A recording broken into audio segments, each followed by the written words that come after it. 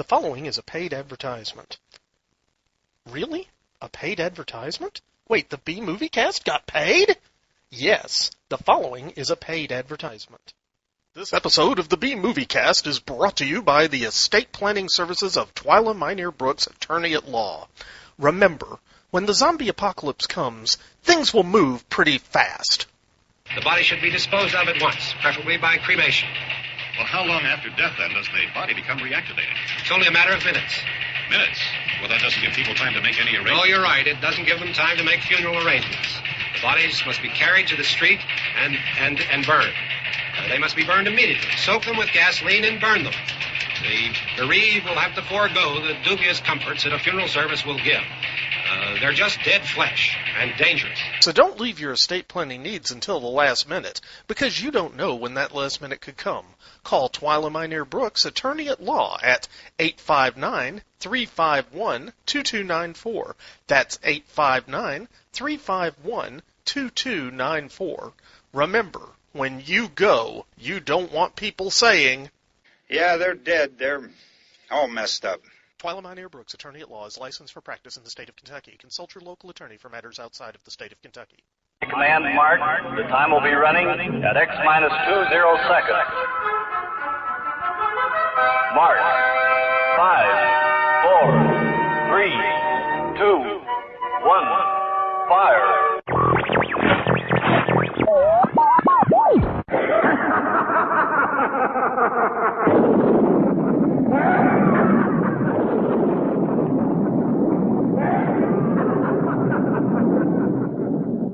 Spawned by the continuing decline and fall of society as we know it, and created on the second-floor spare-bedroom studio in the Piedmont of South Carolina. Podcasting on a shoestring budget and changing the world one freak at a time. It's the B-Movie Cast with your host, Vince Rotolo.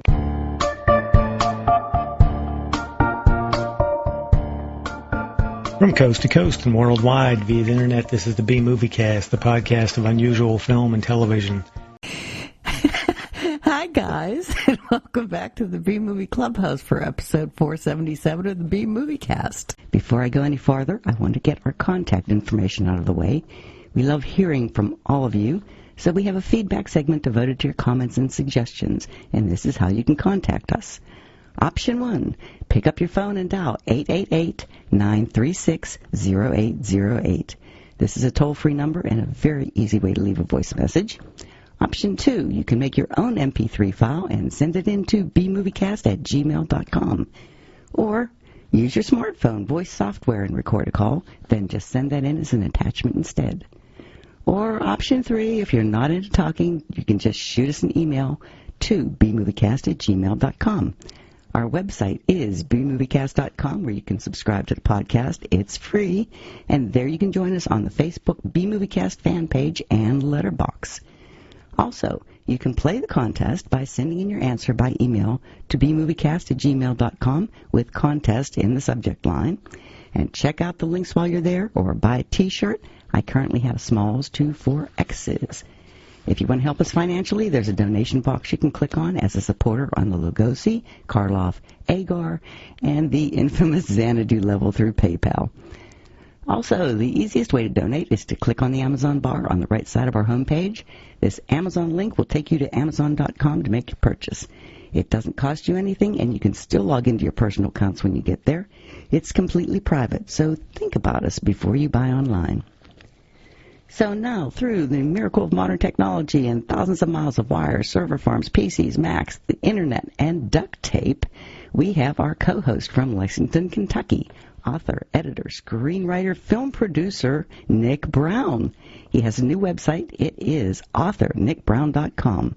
That's authornicbrown.com. He is the author of the Werewolf for Hire book series, starting with Blood Curse. He's also selling a book in collaboration with his wife, Fiona, the B-Movie Cookbook. All of these are available on Amazon. He's produced 2 movies, Wretch and Loss Prevention. Both can be ordered on Blu-rays or DVDs through Amazon. He is also the producer of a 3rd film, the soon-to-be-released Fall of Usher. Also, joining us for this cast is the one and only Brian Cunningham, owner of Thoughtfly Studios, along with his partner Matt Niehoff. Thoughtfly is a full-service film and commercial production house in Louisville. He is a very talented writer, producer, and director. His first feature film was Overtime in 2011. Then he did a documentary called Monsters Wanted in 2013 that we did a podcast on. And he now has 3 feature films, Loss Prevention, Wretch, and The Fall of Usher. Today's film is a Brian pick, and I love this description of the movie. Part scary movie, part avant-garde, part surrealist fever dream, yet still profoundly modern. Our movie today is the silent horror film classic, The Cabinet of Dr. Caligari from 1920, in 6 acts. It was directed by Robert Vine. He made a film of delusions and deceptive appearances about madmen and murder, and his characters exist at right angles to reality, which totally explains the two-dimensional set design, the jagged angles and tilted walls and windows. And it's a key work of the expressionist movement in post-World War I Germany. Caligari wasn't the first film to use expressionism, but it was among the first to use it on such a large scale. It had a profound impact on later films, which is why I think film students really need to put this on their must-see list. Now, for some quick history. Fast forward through this if you'd like. The shadowy lighting and bizarre sets became a stylistic model for later expressionist films by several major German directors, such as Paul Wagner. His second version of Der Golem, it was The Golem, How He Came into the World, 1920. F.W. Murnau's Nosferatu in 22 and The Last Laugh in 24. And Fritz Lang's Metropolis in 1927, as well as for the post-World War II American crime film noirs. Early Universal horror films such as Dracula 31 and Frankenstein 31 owe a debt to Caligari's extreme visual texture and menace. David Bowie loved the film so much he asked that the stage sets for his 1974 Diamond Dogs tour capture the spirit of Caligari. Its dreamlike cityscapes have seeped into almost every Tim Burton film, from Batman in '89 to Corpse Bride in 2005, and it's no coincidence that Johnny Depp's Edward Scissorhands is made up to look like Cesare. And it's said that Martin Scorsese's much underrated Shutter Island is a modern remake, but I won't go into detail because there won't be any spoilers in this cast. What? Can you tell I love this film? How can you talk about Caligari without spoiling it? No. It's been 110 years. To be fair, Brian, it's only been 102. Can we like give everyone whatever? Can we give everyone a spoiler warning and then like talk about the ending? Because you can't not talk about the ending. That's the whole We're going movie. to talk about the ending, Mary. Come on. Okay. Oh, Just okay. Everybody has to watch this before you listen to the cast. And this movie is only like 67 minutes long, folks. So, you can watch it in less time than it will take to listen to this podcast. Here's what we'll do. If you haven't seen it, how about you pause us right now and come back in 67 minutes? Yes. Good Go. idea. Go. By the And way, welcome back. Here we are. welcome back. 67 minutes later. Okay. I love this film. I mean, we didn't notice that, Mary. It's like watching a surrealist Dada painting come to life. It's just so bizarre. Oh, I just love it. Mary's going to go super highbrow. The visuals I are can just, feel it. I'm sorry, but I'm Dadaism. an artist, and this is like watching a painting. I don't know. Dadaism's cool, but Cubism's where it's at. That's all I'm saying. And I'll just leave it at that. Oh, yeah, well, I'm a big fan of communism, so y'all can just suck it. Okay, And that's all. Nick's on a list now. And I'm dude. He just put Dude, us do you all know how on many a lists list. I'm on already? My foreign wife has written a book about nuclear fusion and fission. We're on so many watch lists, it's not even funny. Yeah. Well, what version do you watch? Well, there were 9 of them on Amazon Prime. I noticed. I know. I know. I watched the version for free on Classics. Yeah, I watched the 1962 film, The Cabinet of Dr. Caligari, with Glynis Johns and Dan O'Herlihy from, hello, Dan O'Herlihy from Halloween 3. Shout out to Darcy the Mail Girl on Joe Bob. Yeah. Come on, Joe Bob, do Halloween 3. Yes, come on, Joe Bob. Okay. By the way, Mary, what? We have to pause for a second because I got to give a little bit of a brag here, and we'll come back to the Cubism, expressionist communists here in a minute, okay? Yes. But I got to give a bit of a brag. Over the week. That's right. Last weekend was the Mutant Fest with Joe Bob Briggs at the which drive-in was it at? It was Brian? the Mahoning Drive-In, and it was part of the Joe Bob's Drive-In Jamboree, first annual. Yay! And guess what? Cool. Guess what film won a coveted Joe Bob Briggs Hubby Award? And that's a Hubcap Award, by the way.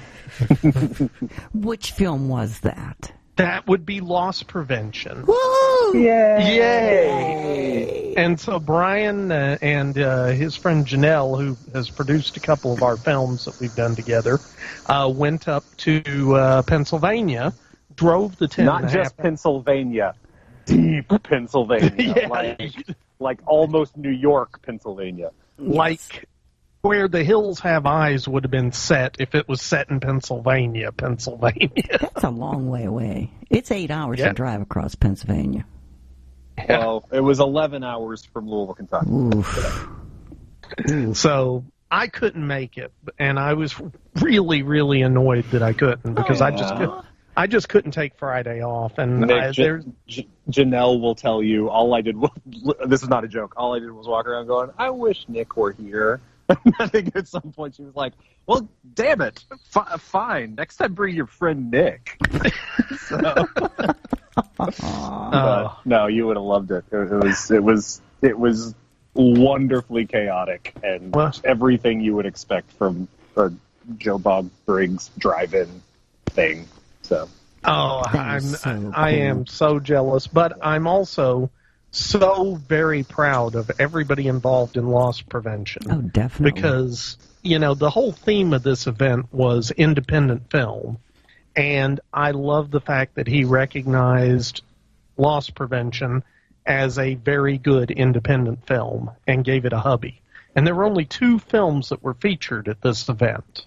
And loss prevention was one of them. It was pretty cool. They showed us on the drive-in screen. We were the second of the double feature.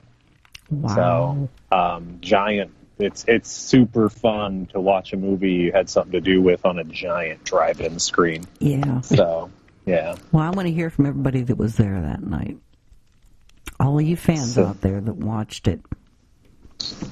I hope there were some, because as Pennsylvania-based as the Monster Bash is, I'm hoping that some of our fans from Monster Bash made it up. Yeah. So. I hope so. It sold out really fast when they let the tickets come out. So it was a full crowd.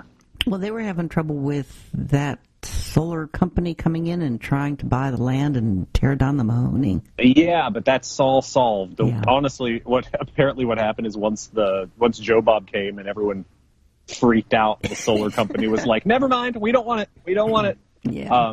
Keep being a drive-in. We'll make it a solar-powered drive-in. And I think the guys who were running the drive-in, they were leasing it from the landowner. I think they bought the land now. Oh, thank God. Yeah, so I think the guys running the drive-in own the land, which is super cool. So, perfect. Joe Bob had like a big marquee up with the last drive-in set, and it just said on the marquee, "We saved the drive-in," which was super cool. So, okay, that is awesome. So proud of you guys. That was great. Okay, so I had to get that out there, Mary. Oh, yeah. Now let's go back to Dadaism. Back to Dada's Cubist communists. Go. No, I'm done with that part. I just want to tell everybody I screened the Kino DVD version that has all the original footage in it. It still had all those artifacts, the scratches and the dots and stuff in it. But it was. I didn't nice. watch a very good copy. I think I actually own a DVD of it, but for some reason I watched like it was the version on Classics, and it just, I don't know if it was my connection or what, but I did not get the detail that I remember from it. That's what makes it so because I'd seen it a couple of times before. But well, I watched one of the versions of it that was okay. This is the thing: when you go onto Amazon Prime and put it in the search, you're going to find like 6 to 9 different versions of it. Yeah, because it's public domain, so people are just trying to make money off of it. Exactly, and 2 of them are free to watch with your Prime account. The rest of them are rentals. But I did one of the free ones, and it was a beautiful copy. And I think it was the Kino Lorber copy because the Kino Lorber logo came up and all that. So I think that's the one I watched, and it was really nice. So kudos to those folks. Yeah, next time you got to send me a link so I'm not watching a crappy copy. Yeah, I'm sorry. I honestly figured that you would, have it on DVD or something. I do, and for some reason I just didn't. But well, and I thought maybe there was a better transfer, because, I mean, they shot this on 35, I'm guessing. So I thought maybe there was something better than DVD streaming. There is a really good Kino version out now. Okay. I just couldn't find it on Amazon. Everything I saw on Amazon was paid to watch. And you know me, way too cheap to spend 99 cents. So. I know, you cheap man. Well, it is available on Blu-ray, and it's supposedly restored somewhere. I didn't get to see that copy. I would love that if they had special features. I don't know if it's got special features or not, but I would love to see like a documentary about it. Yeah, that stuff. Yeah. Now, hopefully that Blu-ray has that stuff on it. So now, while you two are nerding out on how great this movie is, by the way, I'm going to give you my summary of what I thought of the Cabinet of Dr. Caligari. Oh no! Okay, it's oh no! Okay, Mary. This. It's no Xanadu. That's all. Okay, that is the very first thing I was going to say. Is Mary? This is your Xanadu. Okay, the Cabinet of Dr. Caligari is Mary's Xanadu, and there was a distinct lack of Olivia Newton-John for one thing. I did not see any Olivia Newton-John in that movie. Thank God. None. Okay, so that right there was a mark against it. But actually, okay, this is what I saw as a film. I saw Johnny Depp telling a story about how he met the Penguin from Batman Returns, and the Penguin from Batman Returns had Edward Scissorhands in a box, and they just did stuff. The end. You are so millennial. Wow. Wow. Also, your description basically just shows how much Tim Burton ripped off this movie throughout his career. That's true. Actually, that was so, because when I was watching, okay, and this was me going in, I just went in blind. I knew that it was a neo-Cubist. No, wait. This is what I knew, because we can't do a podcast without at some point Mary saying the words German expressionism. No. And I knew that this was like the ultimate German expressionist movie. Yes. Made by Germans, even. How exciting is that? This is, I think, actually the first German expressionist film we've done on the cast that was made by Germans. So kudos to them for inventing it. But anyway, shout out to the Germans. Shout out to the Germans. Where this is going. Yeah. Well, okay. And you know what? Hey, Martin. Got a buddy over in Berlin. Anyway, he's not listening to this cast, but I'll say hi to him anyway. Now, okay, this is the thing. You say about Tim Burton borrowing from it, and I was shocked while I was watching it. Oh. And this was without me really looking in to see that Tim Burton had ever been influenced by it. And I'm watching it, and I'm thinking, it's the sets from Beetlejuice. Yeah, it is the sets from Beetlejuice. Beetlejuice is the one where he just straight out pulls it out. Yeah, it's the sets from Beetlejuice, and it's all the characters that Johnny Depp has ever played, mixed with Danny DeVito as the Penguin. Okay, I can see that. Dude, Dr. Caligari was Danny DeVito as the Penguin, right down to the outfit. I mean, it was, the only difference was Danny DeVito had that long nose. I'm sorry, Nick. What? I'm sorry for you. Why? That part, I was enjoying it from that perspective. Oh, okay. But I want. No, go ahead. I was going to say I was actively resisting being artistically impressed by it, though. I was like, no, I am just going to see Tim Burton references. Go. So as far as I'm concerned, this movie ripped off Tim Burton. Okay. I'm just saying. I'll tell that to all the authors that have written volumes on this movie. Yeah. I gotta ask you, Mary, what makes you say Dadaist? Like, isn't Dadaism more rounded, kind of there were the simplified rounded shapes? There were the rounded shapes in her house. In her house, in some of the houses, yeah. But that didn't feel Dadaist to me, because that was more that was the part of the movie that felt less expressionist. I don't know what the words are, but it felt more designed in a very specific way. The Dada people rejected everything, all pretense, all standards, all sincerity, and there was this extreme hopelessness. Wow, they sounded like a fun bunch of people. Where can I hang out with them? And then that led to the surrealists, which is more like what this movie is. Yeah, but I would surreal is the word I would use. I was just curious what you saw that was Dadaist. The alienation and the hopelessness of it. Oh, okay. So more thematically. Yes. Okay. Yes. Okay. Yeah.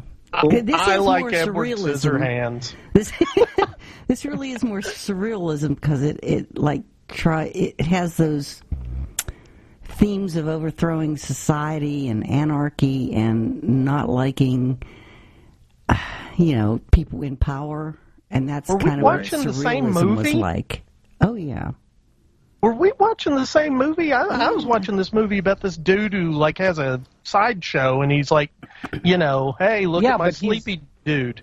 But he's the doctor. He represented the system. Yeah, he especially represented at the end, Germany. Which we're not allowed to. Yeah. Yeah, he represented Germany and what you're supposed to do, and and also just the you go into Metropolis with the whole idea of mechanization, the idea that he's basically taking these people and turning them into automatons. Yeah. With some somnambulist. Yeah, and some people have even written it saying that was Nazism. That's where Nazi. Oh, really? They're actually trying to say this movie brought on Nazis. What year? Okay, this was right after World War One. Yeah, this was right on the heels of World War One. I mean, Germany was in ruins. Yeah, Germany was in ruins, and Germany was also being totally smacked down by the Allies afterwards. But there was the feeling of the people that they're still going to blindly follow their leaders because it's Germany. It's our people. So are the arguments that this is pro that?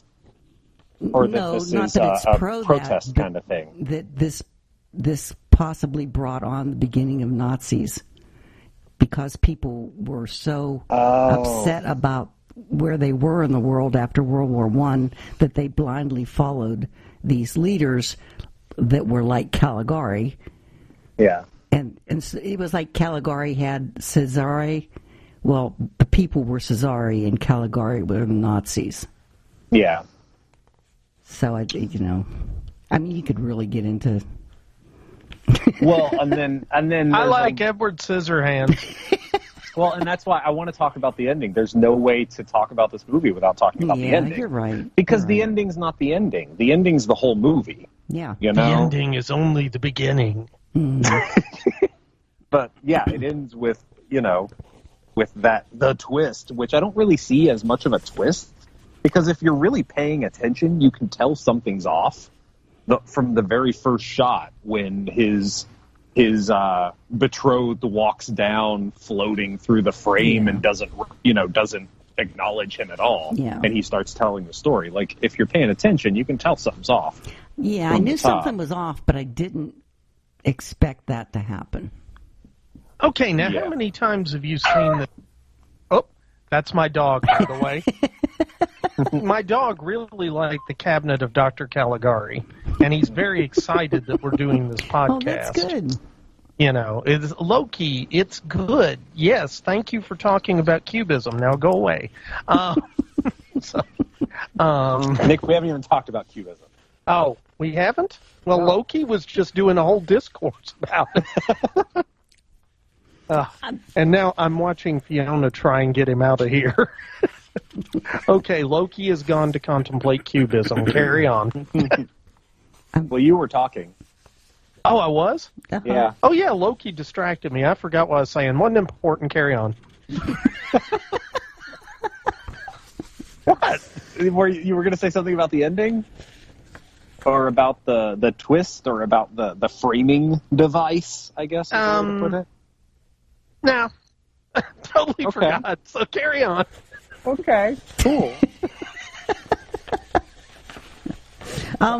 Do you want to stop now so we can do the contest and then we can get back to this? Sure, let's do that. Okay. Did we have any entries for the contest, Mary? Yes, we did. Ooh. And the answer was Pharaoh's Curse from 1957. And I did something bad. I opened the movie up and watched it before I gave it to, I forget who got it. Somebody did. Well, by the way, I just remembered what I was going to say.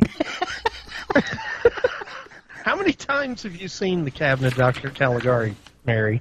About 5 times, but it was so long ago that it was totally new to me now. Okay. Yeah, I'm in a similar position because I saw it twice before, I think, but only recently. Like this time, I was like, oh yeah, I forgot about that. The only thing I really remembered was the set design and the ending. Those were the only 2 things. Yeah, I don't even know if I remembered the ending until I started getting into the movie. But I said, it was so long ago that it was probably very bad prints that I watched. Yeah.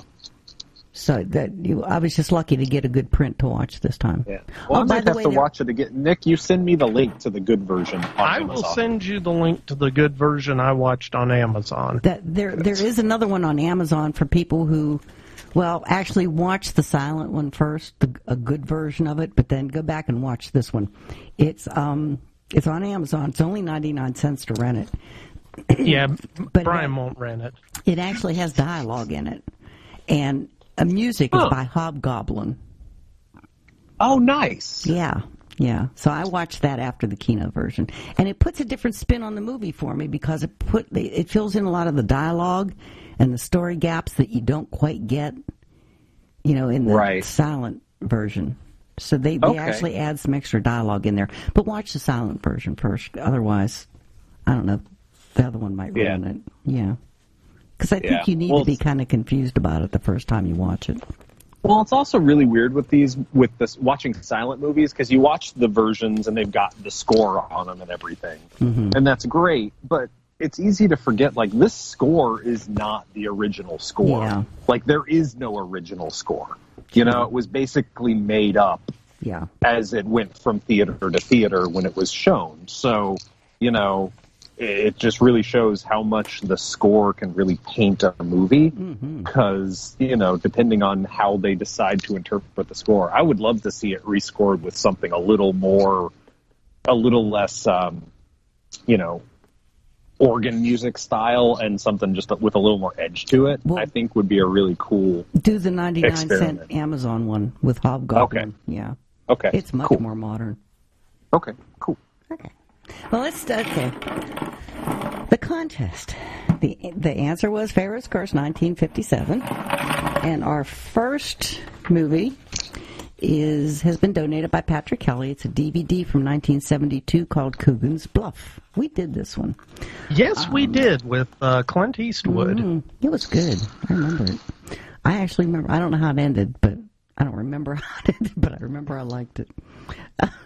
Well, maybe you should open this one up and watch it too.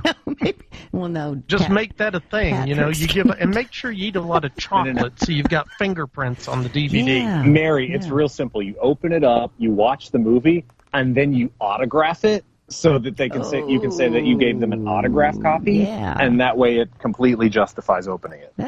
Good idea. Good idea. Yeah. I had to actually open the second one I'm giving away, because I had it on the floor and Kitty bugged me and I stepped on it, so I had to open it up just to make sure I didn't destroy it. Nice. I heard some cracking noises, so I had to make sure. Wow, you're really playing up the quality of the prizes on the B Movie Cast from after. And the thing is, they're awesome when they are received at Mary's house, and then much like a meat grinder, she processes them and then Kitty's sends fault. them out. Why is this cracked in half and covered in chocolate? And remember, Mary, when you autograph the disc, write on the side of the disc that doesn't have pictures on it. Okay. Because then there'll be plenty of room for your signature. Okay. Yeah, that's smart. Sure. Okay, Coogan's Bluff. Patrick says this is the first of 5 films starring Clint Eastwood and directed by Don Siegel. Eastwood plays an Arizona deputy sheriff who travels to New York City to bring back an escaped killer. Coogan's Bluff was the subject of B-Movie Cast number 322. Woohoo! I don't know why that was worth a woohoo, but okay. Because we did it on the cast. Oh, okay. Woohoo! Okay, the winner is Peter Stima. Who's that? One of our listeners. I'm not used to having somebody win who isn't It's one of the good regulars. when people you don't know win your contest. It's a good That's thing. awesome. I just want to point that out. And there are actually very few people that write in that I've actually met in person and know, so. Anyway. Well, do you know this person? No. Okay. Our second movie has been donated by Daryl Majewski from Scream Magazine. It's a DVD from 2011 called Bad Meat. Ooh. Yeah. It's Bad meat, and now it's going to be covered in secondhand chocolate from there. Cracked in half. Gross. Bad meat covered in chocolate. Tonight on a special episode of Bad Meat Covered in Chocolate, only on Fox. That's on the Fox. It's got to be Fox. Always It's Fox. got to be no, this is an FX show. Well, this has been directed by Lulu Jarman. The jacket says, destined for cultdom gross out. Ooh. Well, with meat in the title, I would expect nothing less. Yeah. The synopsis from IMDb says, ordered to a delinquent camp by their exasperated parents, a group of wayward teens fall foul of a deadly virus that infects the guards and turns them into flesh-eating monsters. Grizzle and gore are on the menu as the kids are in this brat camp slaughterhouse massacre. I'm sorry, whoever gets this. Why are you sorry? That sounds like Mary's favorite movie right there. Yeah. It's It's done, just so you know, it's presented through a Dadaist lens. It's just under Xanadu for me. Hey, can I just ask a question? What? So we keep talking about Dadaist. Is there a Mamaist? No, just the papas. Do you have a rim shot machine?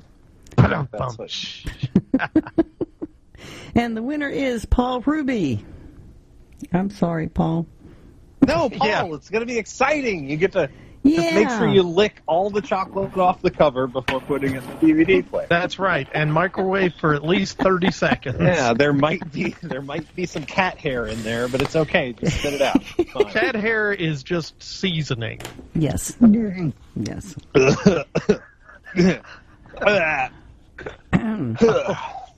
Oh, dear. Okay, and that's it for the contest. The B-Movie Cozies are gone.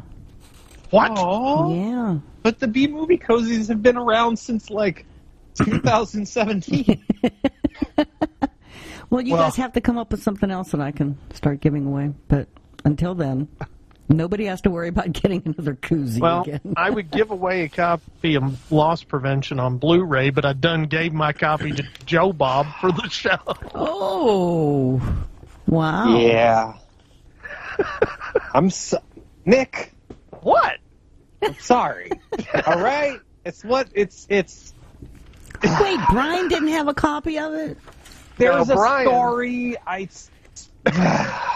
Brian's production company couldn't produce. No, that is not true. I'm going to punch you. By the way, Nick, I'm in town Thursday. Can I show up and just punch you?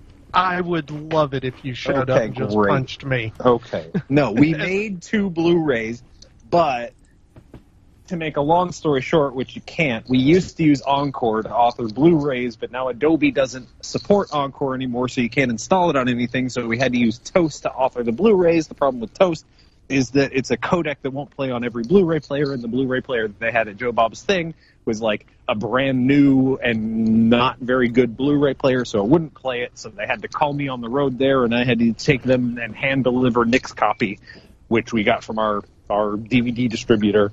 And then at the end of the night, after Joe Bob showed the movie and interviewed me and we took pictures, I didn't really feel like walking up to Joe Bob Briggs and being like, hey, by the way, can I have the movie back? Can you give me the movie back, please? So, yeah, Nick's copy was sacrificed to the drive-in gods.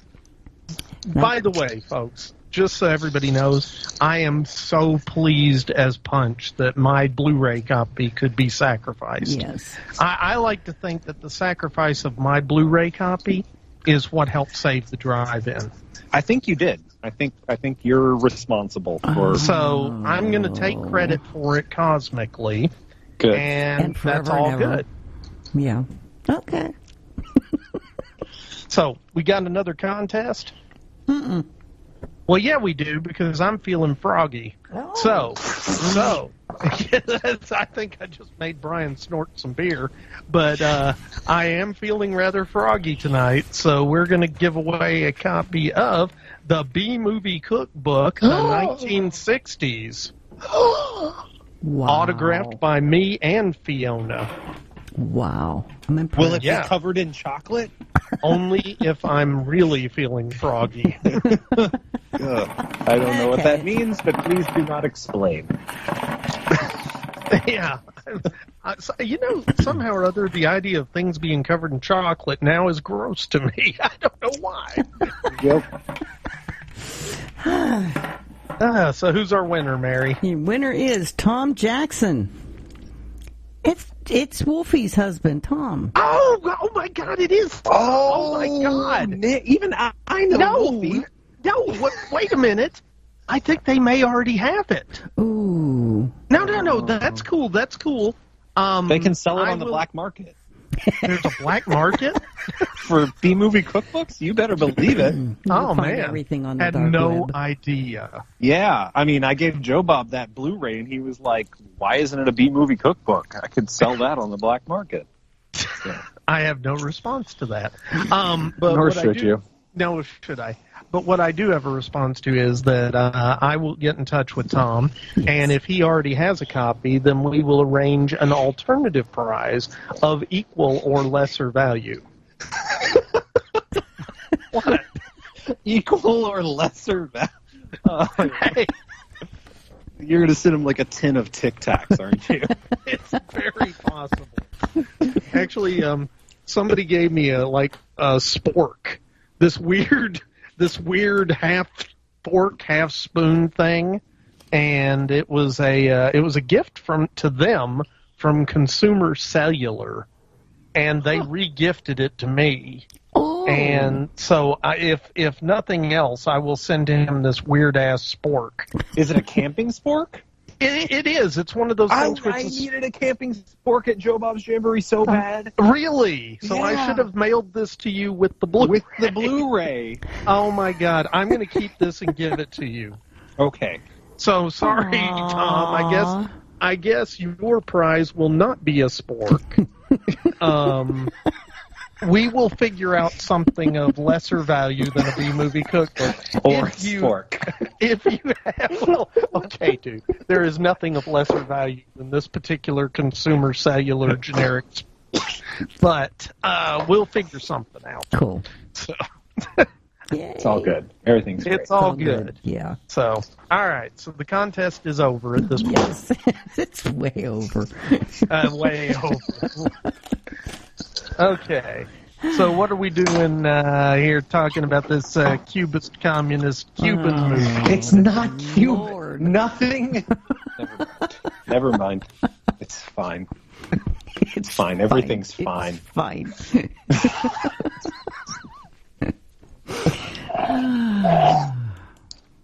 So, Nick, what did you think about the production design in The Cabinet of Dr. Caligari? I thought Tim Burton did a great job on this film. I mean, he brought it this time. I think he was just doing like trials when he did Beetlejuice.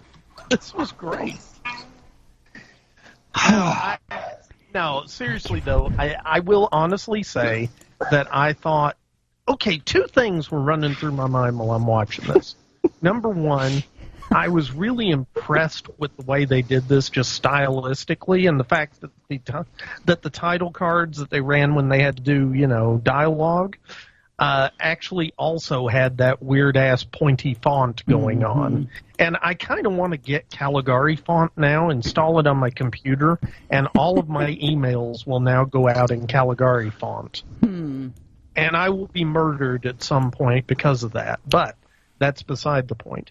I thought that was cool, but I will say the other thing that I thought was very impressive to me that it kind of was churning in the back of my head. This film was made in 1918, 1919, that time frame. It was made in December of 1919. Germany was right out of the war then. Yeah. It was an economic wreck. The male population had been decimated. They were just in terrible shape. And they still managed to make this movie. And I was just sitting there watching, and I was thinking, this is pretty awesome that they were able to put this together and put it out with all that stuff going on. So kudos. They did it in like 2 months. Yeah. And they picked the two-dimensional, the paintings, the whole, the style of it. One of the reasons was it was cheap. Yeah, you didn't have to worry about door frames because you had this weird off-angle door. And you just cut it out of. Yeah, you did nothing. it in the studio. You didn't have to go anywhere. Yep. It was all in one place. That's true. Yep. And it was a very impressively done movie. I am totally impressed with the way they shot it, how it looked. That they saved money by making it a silent film, I thought was a really good idea. Yes, that was a joke, Mary. That was a joke. I did read where they let him go. They had trouble with the reviewers here in the U.S. Some of them loved it, and some of them hated it just because it was German. Yeah. Oh, you see, that is so wrong. Well, it's like people they're still fighting the Civil War in the South. Yeah. People can't get it. Well, yeah, part of me can't blame them because, people in the U.S. lost so many of their loved ones in that war, and then I hear these people are coming over here trying to sell us German stuff. So there was that part of it. And it was so revolutionary that it made a lot of people just uncomfortable. They didn't understand it. They thought it was a train wreck. I was going to say that's the thing that I kept thinking also was, were people just totally freaked out by this movie or what? Some people were. Yeah. People in the audience, I read somewhere, the women were screaming. I forget which scene it was. One of the murder scenes. When Cesar opens his eyes, I bet. Yeah. There were women in the audience that screamed. Yeah, they were screaming because his mascara was terrible. I mean, I screamed too. It was terrible mascara. Well, and again, they did all that for the effect. They overdid the mascara. They overdid the set design. It was part of the whole concept of Cubism. Expressionism. Oh, okay. What kind of expressionism, Mary?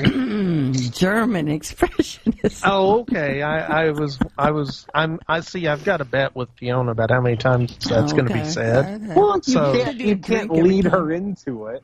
No, I don't have a bet. Do I? Well, one thing that I was surprising to me watching it this time was there's a lot of intercutting, which you don't see in a lot of silent films. Like there's this thing's happening over here. Meanwhile, like the murder's happening while the guy's looking through Caligari's window to keep an eye on him, and then like other things are happening, and then they all kind of come together. Usually, in most of the silent films I've seen, everything's very linear to stay very simple. Yeah.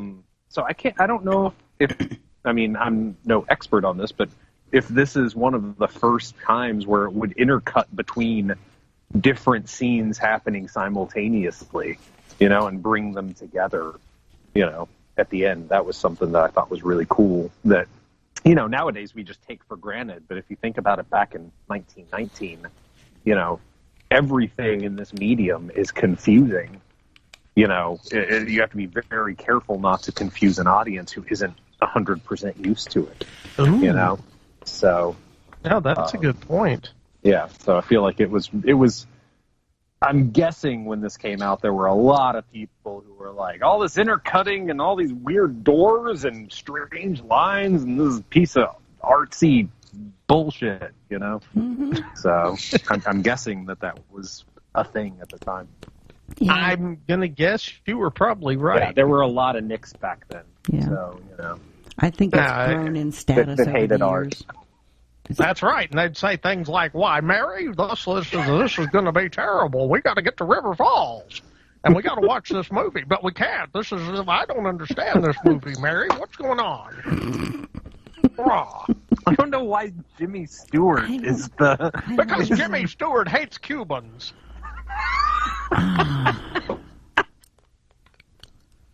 Sorry, it's not funny. It's not funny. It's not funny. Carry on, Mary. I'm sorry. What? Wait, Brian was talking. Carry on. Yeah. No, that's all. That was all. I just wanted to say that beyond just the set design and the kind of feel of it, everyone talks about the look of it, but, the actual intercutting between different scenes I thought was something I didn't expect to see from a movie of that time period. Well, and that's something, you said that people take it kind of for granted with cinema now. And I think you're right. And to the point, I didn't even notice it. But I can totally see how that might have been avant-garde at the time. Mm-hmm. There's a German phrase that I'm going to destroy here. Rahmenersalung. It's called frame story, where there's a prologue and an epilogue that establish the main body of the film as a delusional flashback. And that in itself was a novel technique. Nobody had ever done that before. Well, Okay. where did the term come from? Was that something invented, like that term and that idea invented afterward? I'm assuming, yeah. Or was it something from literature? Because that's a lot of the stuff is like... It could be. Yeah. Because a lot of the stuff in early cinema was like taking these ideas in literature and figuring out how to make them work Yeah. in a visual medium. That's true. That's true. Yeah. I when I first saw this, I was a teenager, and I hated the ending. Like, I thought, oh, this is so dumb, this is so cheesy. But watching it now, like, it's perfect. The ending actually doesn't, when I was younger, it was like the ending takes away because it makes everything not real. But now that I'm a little older, it's like, no, the ending and really the framing device that covers the whole movie is like, makes everything else really make sense as to why everything is off, why the logic isn't 100% sound with the story that's being told, because it's coming from, a mind that's not altogether there, And then in the end, what's cool is like the movie's a nightmare, but the reality in some ways is a bigger nightmare, even though it's real. You know? Yeah. So, anyway, that's my rambling thought about Caligari. Okay. Well, it was really successful for about 4 weeks in theaters back at the time. And then I think it ran for another 2 weeks afterwards. It returned. But then again, that's the problem with a movie that's so old and has so many things have gotten lost that everybody had their own take on what they did and what they contributed to the movie. So there are so many conflicting stories about just the things that went on. Like the director, he doesn't really get a lot of credit when you read about this movie in later years, but he died not long after this movie, so he didn't get a chance to put his 2 cents in and say what he contributed to the movie, and everybody else stepped in and said, no, that was my idea, and that was my idea. And then, so there's, like I said, volumes have been written on this because there's so many contradictions. I mean, some places say that it didn't do well at all. Yeah. At what point was it recognized as, like, a cornerstone of cinema? I don't know. Like, was that early on, or was that... Because it feels like a lot of movies are just forgotten, and then decades later, they kind of come back and get recognized. Yeah. So I think that's what happened with this one. Yeah. Because so many other movies are like that now. Yeah, well, that's Nosferatu. No one even saw that movie because it was ordered destroyed. So people only saw it in the decades after, really. Yeah. So. And you never realize, well, it's like with a lot of artists, they die penniless and starving, and then, 40 years later, they're geniuses and their paintings are going for millions of dollars, but it's just not recognized at the time because it's too weird or bizarre or whatever. Yeah. Well, especially at that time with film, because, if you pushed the medium any further forward, like, people would just reject it out of hand, but there was so many places that it could go that people just didn't know how to react to it. Mm-hmm. Yeah. But then so many directors and writers and cinematographers took pieces and parts of this movie and used them later on. It really influenced a ton of movies later on. Yeah. Well, I just wish Tim Burton had seen it once. I think he would have gotten a lot out of it. Yeah. Yeah. Just saying. Wonderful. Have you guys done, I'm sure you've done Nosferatu on the cast, right? Yeah, we actually did a thing where we did Nosferatu, and we did the Nosferatu from 1979 with Klaus Kinski, and we did the, what was the name of the movie with Willem Dafoe? The Shadow of the Vampire. Shadow of the Vampire. We did that one, That's too. a great movie. Yeah. Do you remember... No, go ahead. I was going to say, do you remember us doing those movies, Mary? Mm-hmm. Yeah. Oh, we you did do? them all in a row. Crap, I was thinking we could do them again. Did you guys do Metropolis? No, we haven't done Metropolis. Honestly, of all the silent films, Metropolis is by far my favorite. Really? Okay. Yeah, because it is so well put together. Yeah. Like, well, and it's weird because, like, this is 1919, and then Metropolis is less than 10 years later in 1928, and yet, like, that 10 years, there was so much innovation and so much change in the way movies were shot and how things were approached. If you just watch Metropolis after watching Caligari, Caligari's great, but Metropolis, like, you've got, more of a perspective-oriented camera. There's a lot more effects in it. Even thematically, I think it's a little more aggressive than Caligari is. So, like, that 10 years is a major, everything was getting worked out in that 10 years, and then those movies influenced everything from then on forward. True. Very true. So, which actor did you like the best?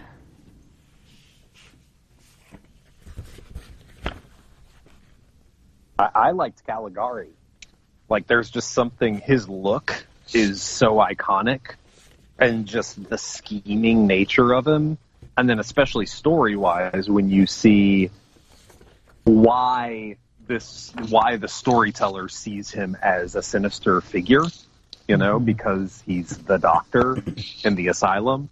No, I think all that is brilliant and played really well by, I'm not sure who that actor is. Werner Krauss.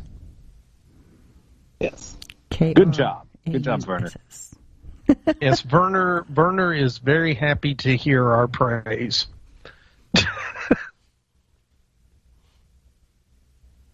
What about you guys?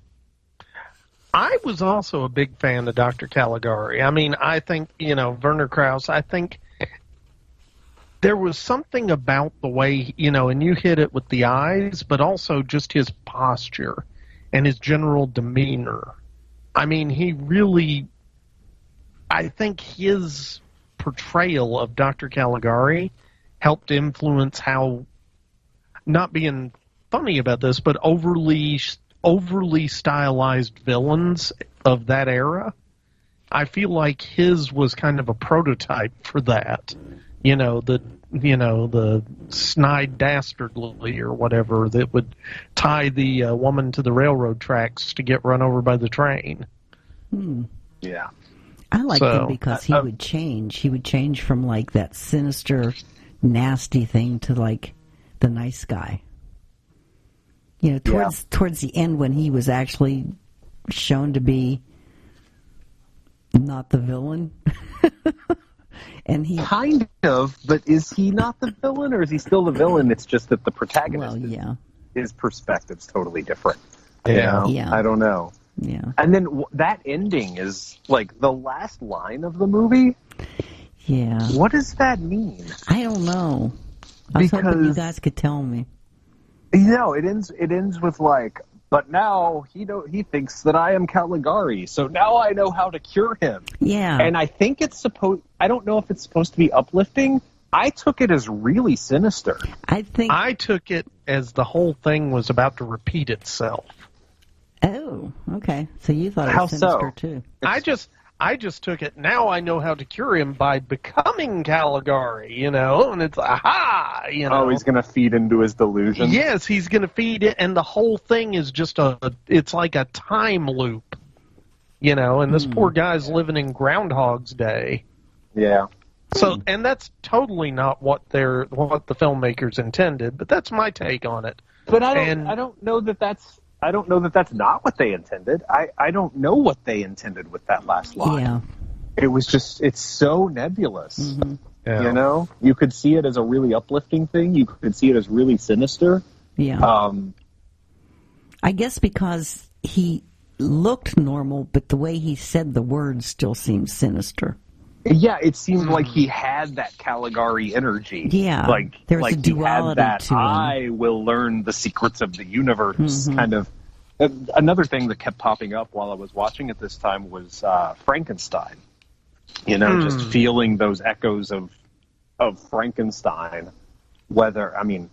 Obviously, I think this was an influence on the James Whale movie. Yeah, I can totally see that. Yeah, because it felt very, about creating the monster, a little different with Frankenstein, but, Caligari was very, very much about showing that people can be controlled and can be made to do things against their natures. That sense of control and wanting to play God, I think, is a part of this that got kind of, exploited with all the Frankenstein movies. Yeah. It's definitely a big theme in this movie. Controlling and exploiting people. Yeah, in the name of science, which I think maybe that's what that last line kind of is supposed to be. You know, like, okay, see, now that I know I have the cure, but it's another form of science rationalism as control. You know, this arrogance that runs through the whole thing. I was thinking it, but more in terms of the political aspect of it. Oh, yeah? Government in control of the people. Yeah. We only think we're in control, but the government kind of, and that's the way they felt back then. Yeah. Well, and that makes sense. That's even more interesting because when Caligari's just an imposter, then he can go to the nurses, and the nurses all say, oh, yeah, this is a bad guy. We've got to go get him. But then when you hit reality, the same character, the doctor, now has the support of everyone around who agrees that this is the same reality. Yeah. Therefore the main character is just completely out of control. Yeah. And has no, the government ability and the to control his own life. Have the control again. Yeah. Mm-hmm. Yeah. I didn't really see it as uplifting. Nope, not at all. But, oh well. The guy that played Caligari was, he was interesting. He was an anti-Semite who supported the Nazi Party and the ideology and the whole thing. He was actually banned after the war. Really? Mm-hmm. His films were prescribed, and he was ordered to go into the denazification program because he had it in with the Nazi Party. Wow. So he was rehabilitated to a certain extent, and then they finally, years later, let him come back to Germany and go to the German film festivals and stuff. Huh. Yeah. Whereas the guy that played Cesare, Conrad Veidt, he was very anti-Nazi. He's one of the people that actually fled the country to France back in 1933, I think. When Second World War started. Yeah. And then he eventually got to be a British citizen. Because I think his third wife was Jewish. So he didn't like the whole political feel and just wanted to get out. But that makes the movie even more interesting because, it's not made after World War II. It's not made in a time where you can look back. It's made right in the middle of the chaos where, it's made right in the middle of that time when Germany's fallen apart.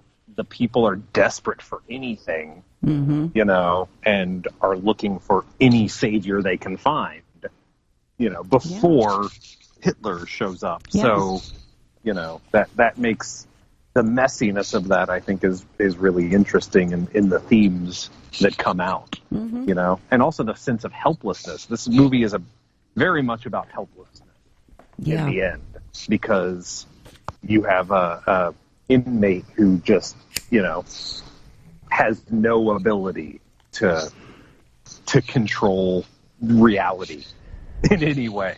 Yeah. So I think that kind of speaks to where, historically what was going on at that moment. And, okay, I got one thing to add, because I was looking at, what some of these, actors had been in other than this. And, you were mentioning, Mary, that Conrad Veidt was very much an anti-Nazi. Right? Yes. Well, he actually played Major Strasser in Casablanca in 1942. Yeah. So he may have been anti-Nazi, but he played the main Nazi character in one of the classics of American cinema. Yeah. So I just thought that was very funny. But that wasn't his first Nazi agent that he played, though. He also played one in a movie called Nazi Agent. So there you go. Nice. He was the highest paid actor in Casablanca. Was really? Yeah. I read that and went, what? Yeah. Why? I don't know. That was part of his contract if he was going to do it. Huh. And he was a big Probably name. because they wanted him to play a Nazi. And he was like, I don't want people to think I'm a Nazi. Give me lots of money. And also, guys, think about this. He was a German, even if he was, he was living in America or England at the time, but he was a German doing an American film in 1942. Yeah. So, he probably needed to be paid handsomely. And I'm going to guess anybody that's playing a Nazi during that period had to be paid pretty heavily. That would be rough. Was Bogey a big name by Casablanca time, or was that like an early film for him? That was a fairly early film for him, but he was a well-known actor at the time. Was he? Okay. So, but here's the thing. Everybody watches Casablanca, and they think, oh, Casablanca, this was a huge film at the time and made it, and the film did really well for its day, but it sort of surprised everybody that it became a classic. Yeah, Casablanca was just supposed to be just another movie. Yeah, it was just another film. Yeah, it was just, nobody was setting out to make this great kind of seminal drama. It's kind of like this movie. Yeah. No, I think this movie, they were trying to make something really, really stand out. Well, they didn't think that it was going to be this huge influence. Well, as influential as it was. Well, here's another thing. Think about it. If they had money to build sets, it probably wouldn't look like it looked. That's true. It wouldn't have that strange two-dimensional off-kilter quality, because honestly, the reason the production designer did that was it was cheap. And it's like, okay, well, it's cheap. Let's make it not look cheap. Well, what if we're just going to cut the doors out of cardboard? What if we do them at weird angles?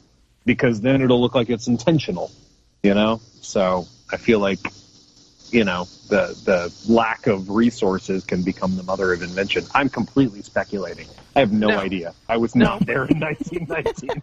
Wait, you weren't? Oh, well. No, I am not vampire. Yeah, right. I still don't believe that. I don't know that I've ever seen you in the daylight, but I am human. Yes, you are. And friend of human. Yes, you are friend of humans. That's good to know. Yes. Yes, Mary. Mary is friend of humans, too. So, okay. Mary is delicious friend of humans. Yes. Okay. Never say those words again in that order. Thank you. I'm sorry. I just became coated in chocolate. It's awful. My one weakness, chocolate. Oh. I think we've spoiled chocolate for everyone at this point. Mm-hmm. Everyone's either laughing at us aggressively right now, or they've turned off the podcast. They're probably turned off the podcast. I'm just thinking I need to get a banner that says "Mission Accomplished" and post it with me standing in front of it. Oh no! The guys that did the production is Walter Ryman and Walter Roig and Herman Warm. They did all the design. The three of them came up with the design. And I think Ryman did the costumes. But those guys are just incredible, I think. They were. Well, and they didn't. When you look at the costumes, there wasn't a lot of costuming really to it, except there was. I mean, you had most of your normal people were wearing just, I guess, regular clothes for the day, but the way they had to dress Cesar, the way they had to dress Caligari, and even Jane to a certain extent when they had her in the asylum, they had to give them all some sort of unique look. Mm-hmm. And also, can I just say that whenever I saw Cesar in the step out of the cabinet, I kept waiting for him to just go, "And now is the time on sprockets when we dance." and just start dancing, because that's what his costume looked like to me. He walked like that. He had a dancer's fluidity to him, I thought. Which I would agree, and I think Mary totally missed my reference, Brian. I did. Okay, just check. It's a good thing. It's okay, a good thing. What's it the is reference? Tell me the reference. No. No. Okay, on Saturday Night Live, Mike Myers used to play a character who was supposed to be a German TV something, and he would come out in a black leotard with a bunch of other people in black leotards around him, and they would talk about something with a really bad German accent, and then he would go, and now is the time on sprockets when we dance, and they would do this weird interpretive movement dance. Okay. See, telling you about it is not funny. You had to be there. You had to be there. Yeah. So to make a long story short, Google it. Too late. Yeah, too late.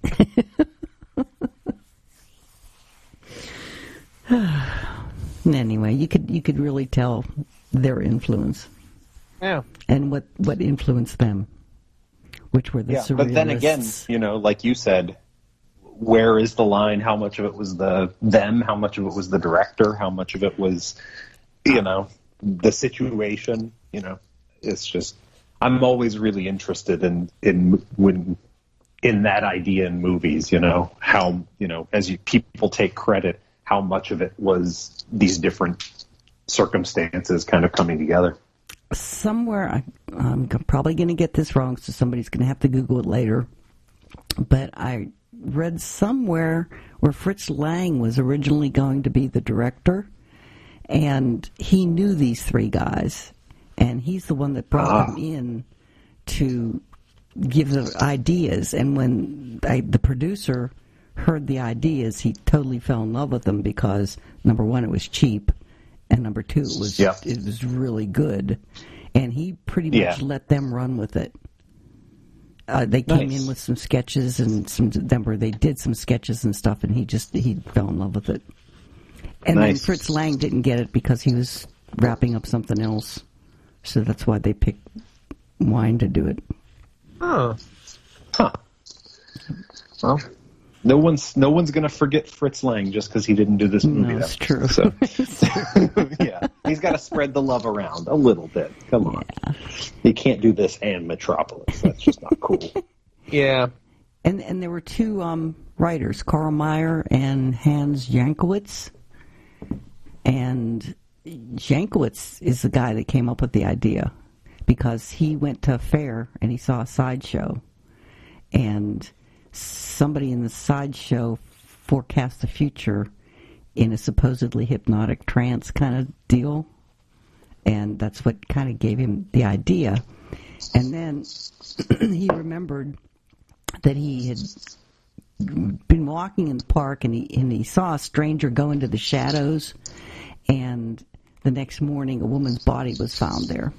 So that kind of gave him the whole idea for this movie. And somehow he had he said, now this is his version, because like I said, everybody has their own version of what they contributed to the movie and how big their part was.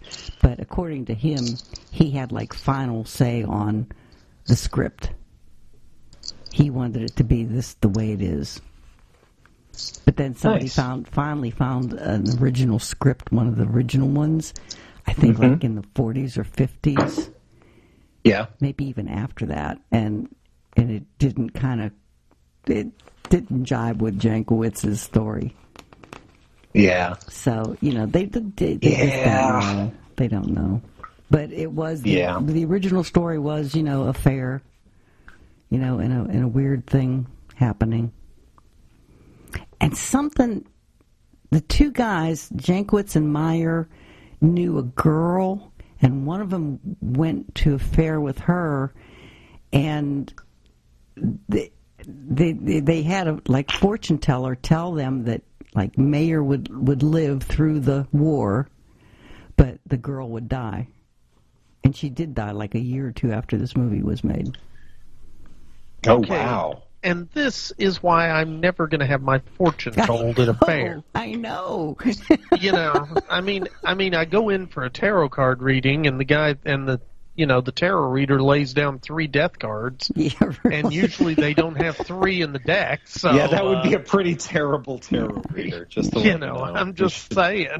Oh, and that murder that he thinks he witnessed was in an amusement park, near an amusement park in Hamburg, beside the Holsten Wall. And that's the name of the town in this movie. Oh. So this was very personal for the writers. Yeah. Strange way. Yeah.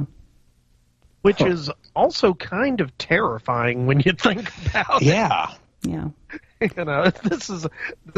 I just want to do a movie about what's going on in my life. Here's the cabinet of Dr. Caligari.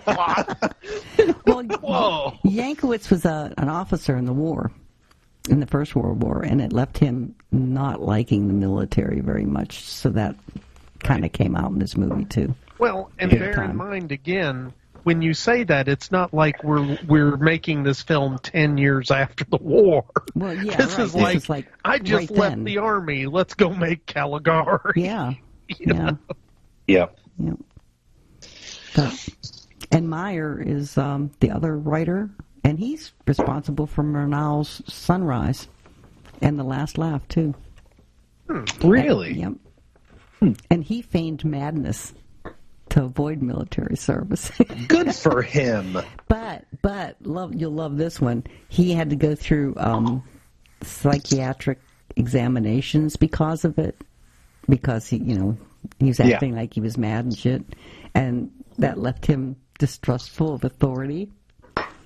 Yep. So that's why the psychiatrists he knew were the model for the Caligari character. Yeah. Well, that was something interesting because, like, at the end of the movie, you realize, oh, this guy's crazy and he's in an insane asylum.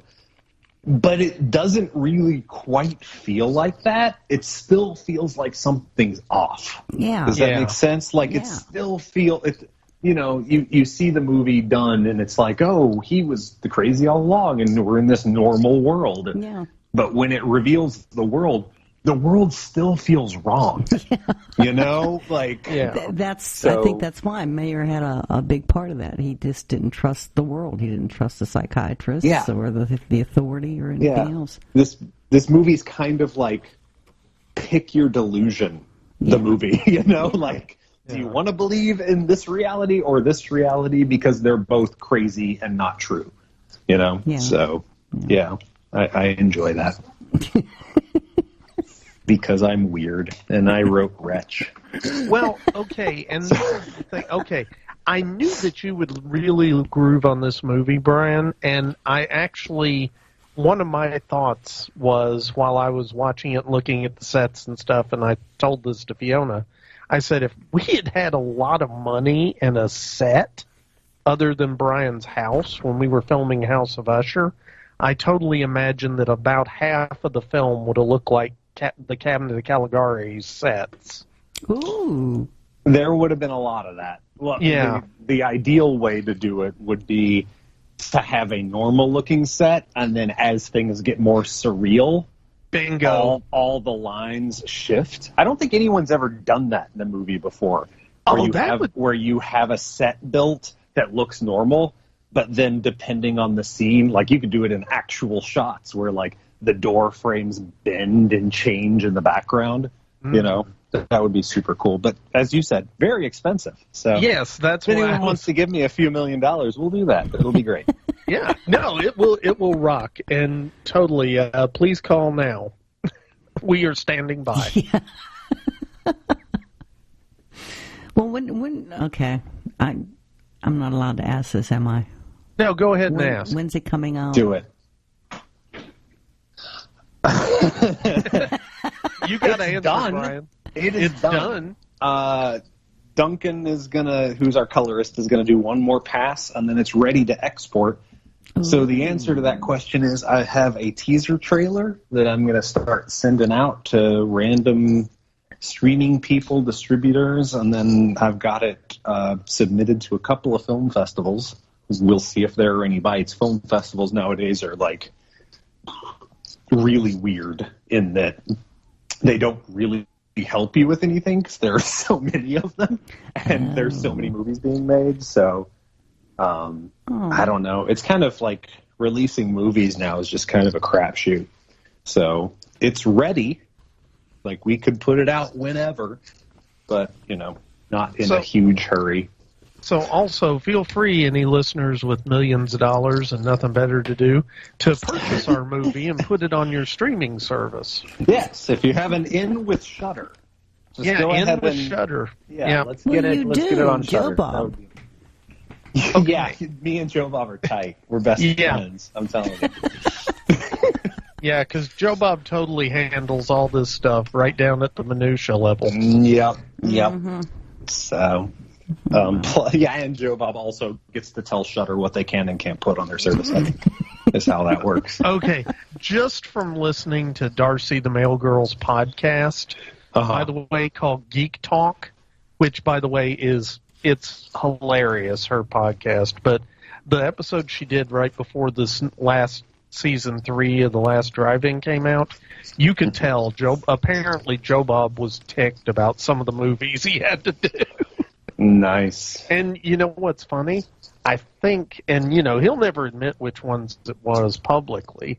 You know which ones it was. It's all the ones that were Shudder originals. Yeah, pretty much, yeah. Because, normally I think he gets to pick a lot of the films that they do. And this time it was maybe a 50-50 shot. But yeah. So anyway... Yeah. Well, after this, we're definitely not getting on Shudder. Oh, so. Hi, Shudder. No, we love you. No, I love Shudder. It's Shudder is the best deal in streaming if you're a horror fan, by far. Actually, it is. Yeah. So. All right. So, so the answer to your question, Mary. What? Is when we get some money. Oh, okay. Is it? Is that the answer? No, it's not. The answer is I need to get my ass in gear to actually send emails out to distribution companies so I can get some rejection letters under my belt to allow me to feel good about self-distributing again. That's probably what's going to happen. Yeah. Aww.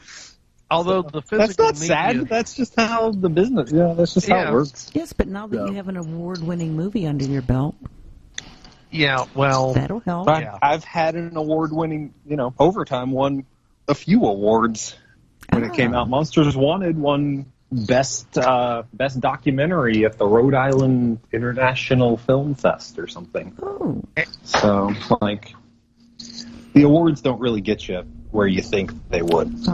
Sometimes. No, it's fine. It's sorry, this is sounding really negative. I'm not trying to be negative. Everything's great. I am super happy and very lucky to be making movies at all. Yes. So, and no, seriously, Mary, it's not the gloom and doom that it sounds. It's just the entire food chain for making films has just kind of been upended over the last decade or so. Mm-hmm. Yeah. And it's a brave new world, and we all just have to figure out how to navigate it anymore. Yeah. Yeah. And it changes all the time. And, there's no longer that middle tier of movies where you can just make a movie and then release it. Like everything is either, Disney Plus, Star Wars tentpole stuff, or it's really small, obscure stuff that has, very little chance of breaking through, So it's just a very strange situation. We're all going to put good thoughts out in the universe for it. Yes. You hear that, everybody listening? It's a good movie. I got to say that. It is, I'm actually. very proud of this movie. It is a very good movie. I am and too. It will come out at some time, I promise. Does it have German expressionism in it? It might as well. It's full of Cubans. Riker's basically walking German expressionism, and I say that as a compliment. Oh my God. You're kind of right. Yeah. Oh yeah. my God. yeah, he's yeah. You will see when you see the film, Mary. I can't wait. Yeah. Okay. It's a weird one though, Mary, and it does have some murder in it, a little bit of gore, some dead bodies and stuff. But it's also got romance. Oh, okay. Yeah, I mean romance that ends horribly, but still romance. So spoiler alert! Jeez. It's Poe. How do you expect it to end? But Poe was known for his happy endings. Happy endings, yeah, of course. You know, yeah. I mean, God, famously, The Telltale Heart, that one was a real tearjerker, man. Yeah, I'm telling you. in the end, he finally comes to terms with the fact that he's a murdering asshole. Yeah. So, yeah, it's great. Yeah. You know, it's I mean, self-actualization story. I mean, everyone knows Poe invented the rom-com. Okay. He did do a bunch of comedies that people forget about.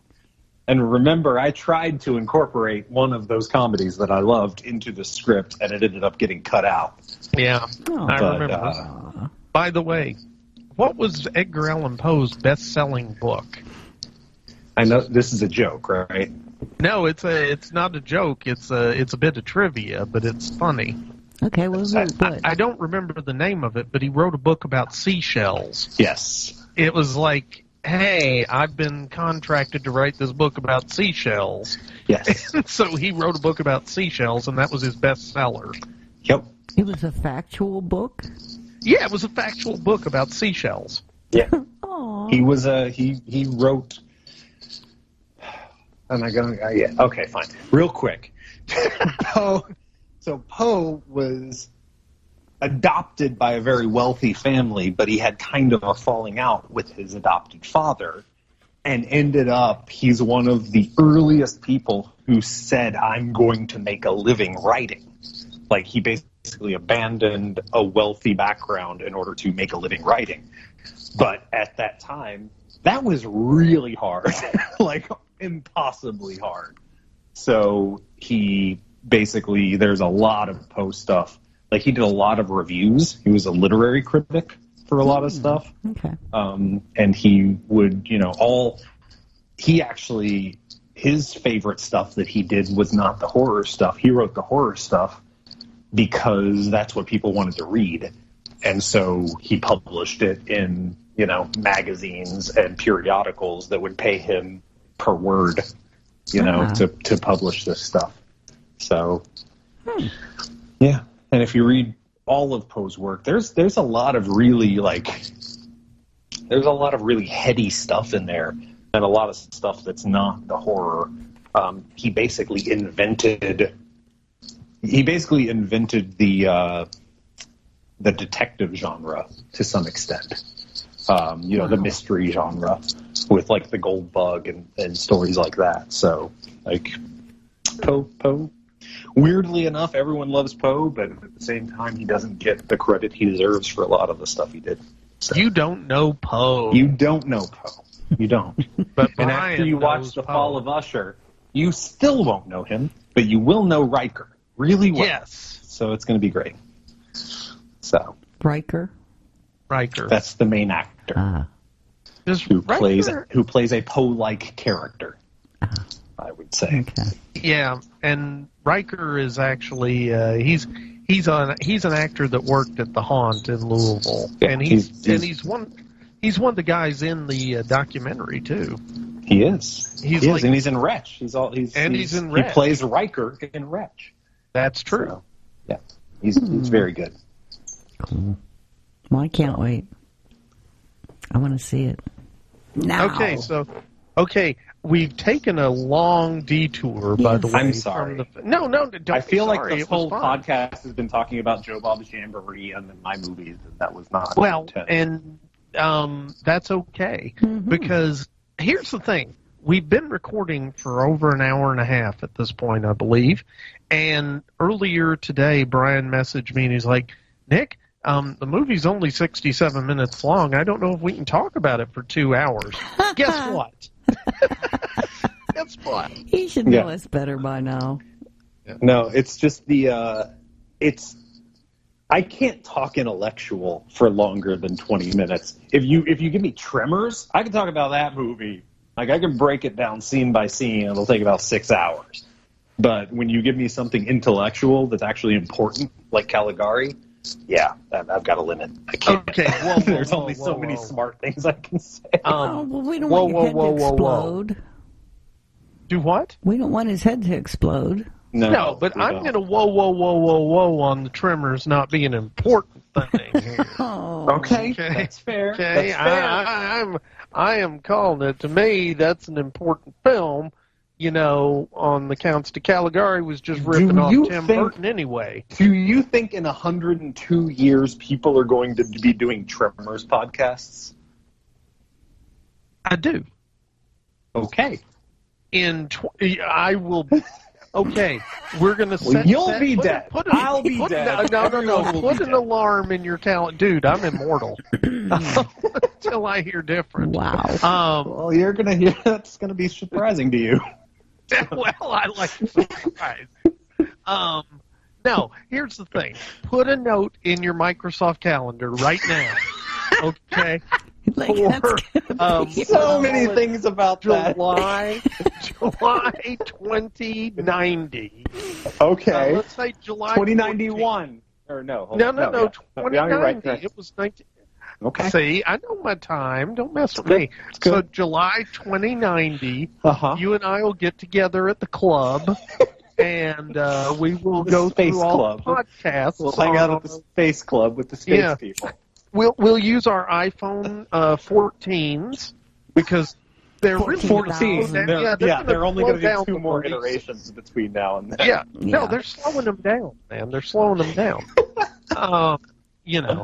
But we'll use our iPhones to listen to podcasts on our wired headphones. That's amazing. That's amazing. It'll be fun. And we'll both be alive. Yeah, well, I will be. I don't know what you're planning on doing. I'm probably going to plan on dying at some point. Like, that's probably just what's going to happen. Sorry, I don't have. It's not on my calendar. Sorry. Oh, okay. Okay. I can't die. I have a lunch date. That's right. Got to get to my Zeppelin. Yes. Sorry, Mary. Mary's not amused. No, she's not. No, Kitty just walked in again. I got distracted. I'm sorry. Kitty likes Caligari. Yeah. So basically, Brian, what Mary has just said is that you and I were talking, and while we were talking, she was looking at the cat going, Kitty, and petting the cat. I think she made a good decision. I'm just going to say. I'm going to say there's a lot of people listening to the podcast doing the same thing. Yeah, Kitty. Kitty. And the thing is, they don't have a cat. It's terrifying. All right. So what else? We got to send. We do have to send Mary a link to Usher now that we have a good screener. Yeah, we'll send I think it to that's her. a good idea. Actually. Woohoo! So, Thank you. And if you don't like it, you have to tell me. That's the only rule. You're not allowed to lie. Oh, no. Be honest. Okay. And, one thing, Mary, you do have to say the words German expressionism 4 times in your review. Minimum 4 times. Minimum 4 times. Okay. Okay. Were you the director, the producer, or the cinematographer for this movie? Paul Usher. Who? Brian? Brian. He was all of the above. Okay. The answer is yes. Yeah. Okay, so you're taking full responsibility for this movie. Okay. Well, yeah, but there was a lot of other, like Nick produced it, and then Janelle was producer and also did the production design. Yep. And Joe Stockton fixed it with his editing and his music. Yeah. So, yeah. If it's good, it's a collaborative effort. If it sucks, it's all my fault. Oh. No, if it sucks, I'll take credit for it sucking too. If it sucks, because I like to think that I bring the suck to when I produce, I bring the suck. That sounded awful, and we're gonna not be. I apologize for that. I'm just Whoa. So, do we want to talk about the plot of the Cabinet of Dr. Caligari now? I just wanted to say Conrad Veidt as Cesare was my favorite character. Oh, yeah.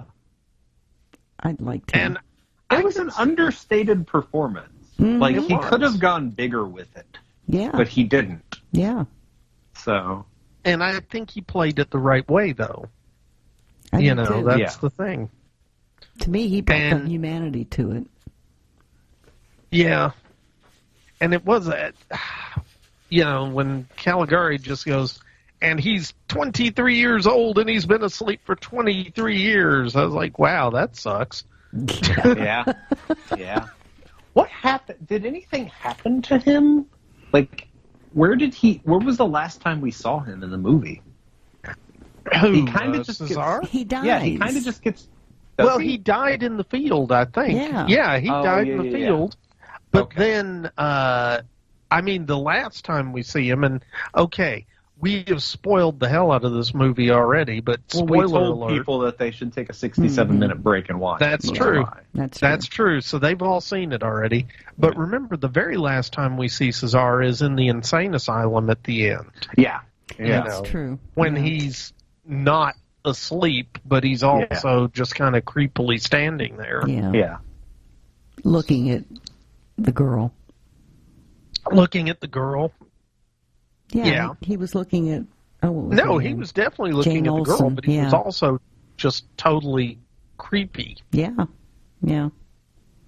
Fellow inmate. I liked him a lot. But then again, I like Conrad Veidt, so... Well, and I liked him as Major Strausser, so there we go.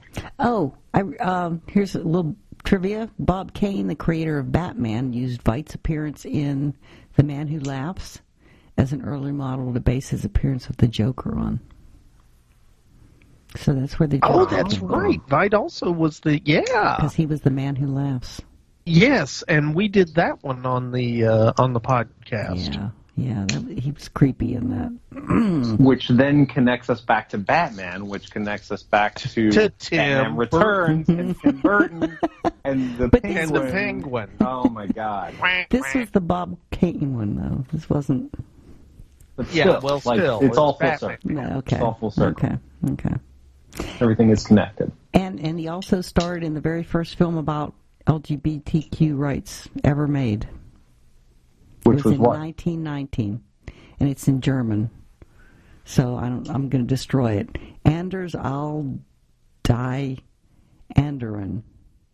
ANDERS ALSDIEANDEREN.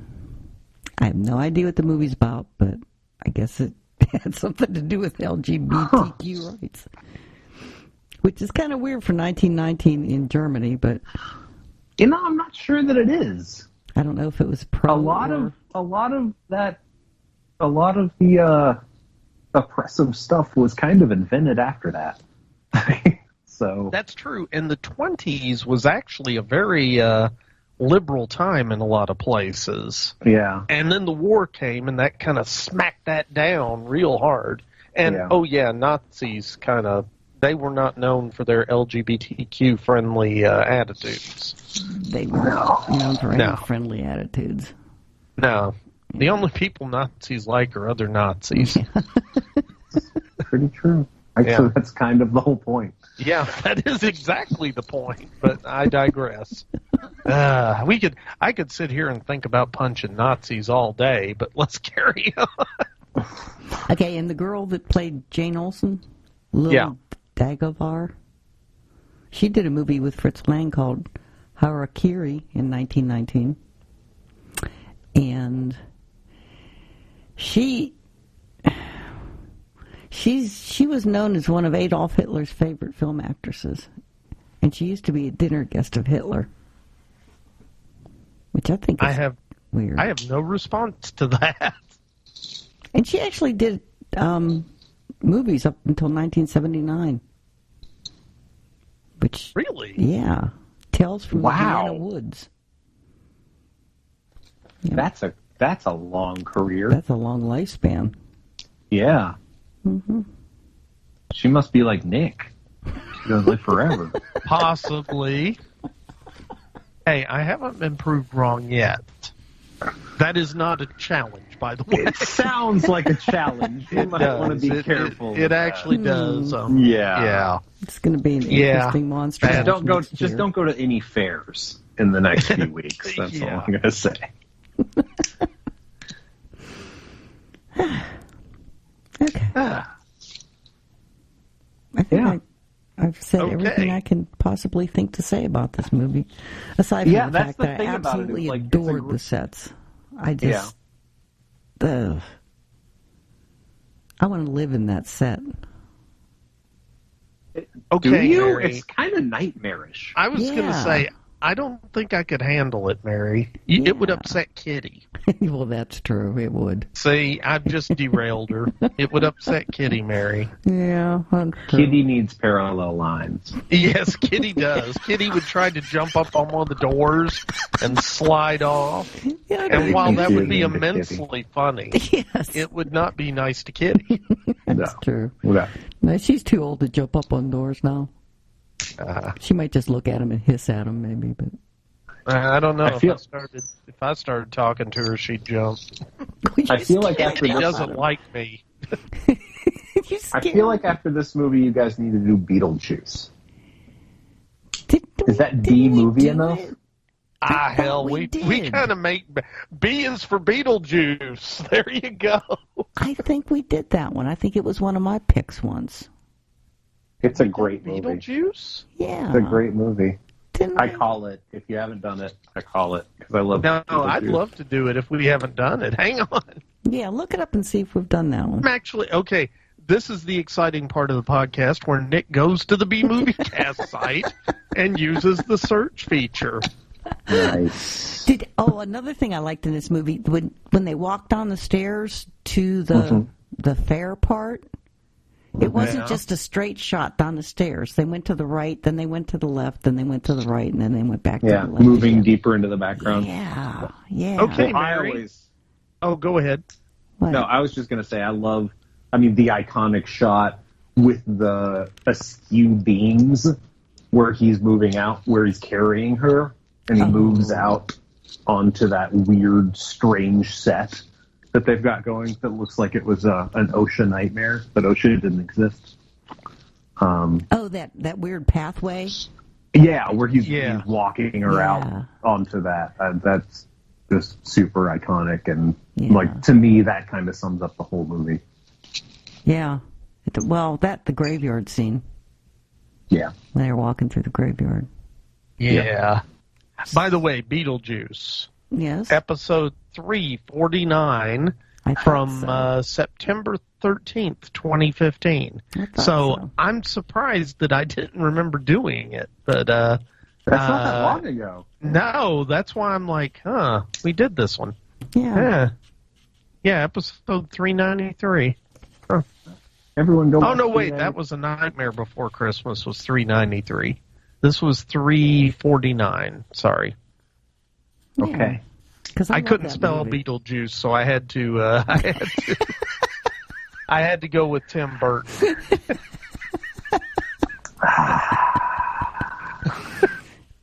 Search engines are tough. What's your search engine? Well, it's the little search box on the website.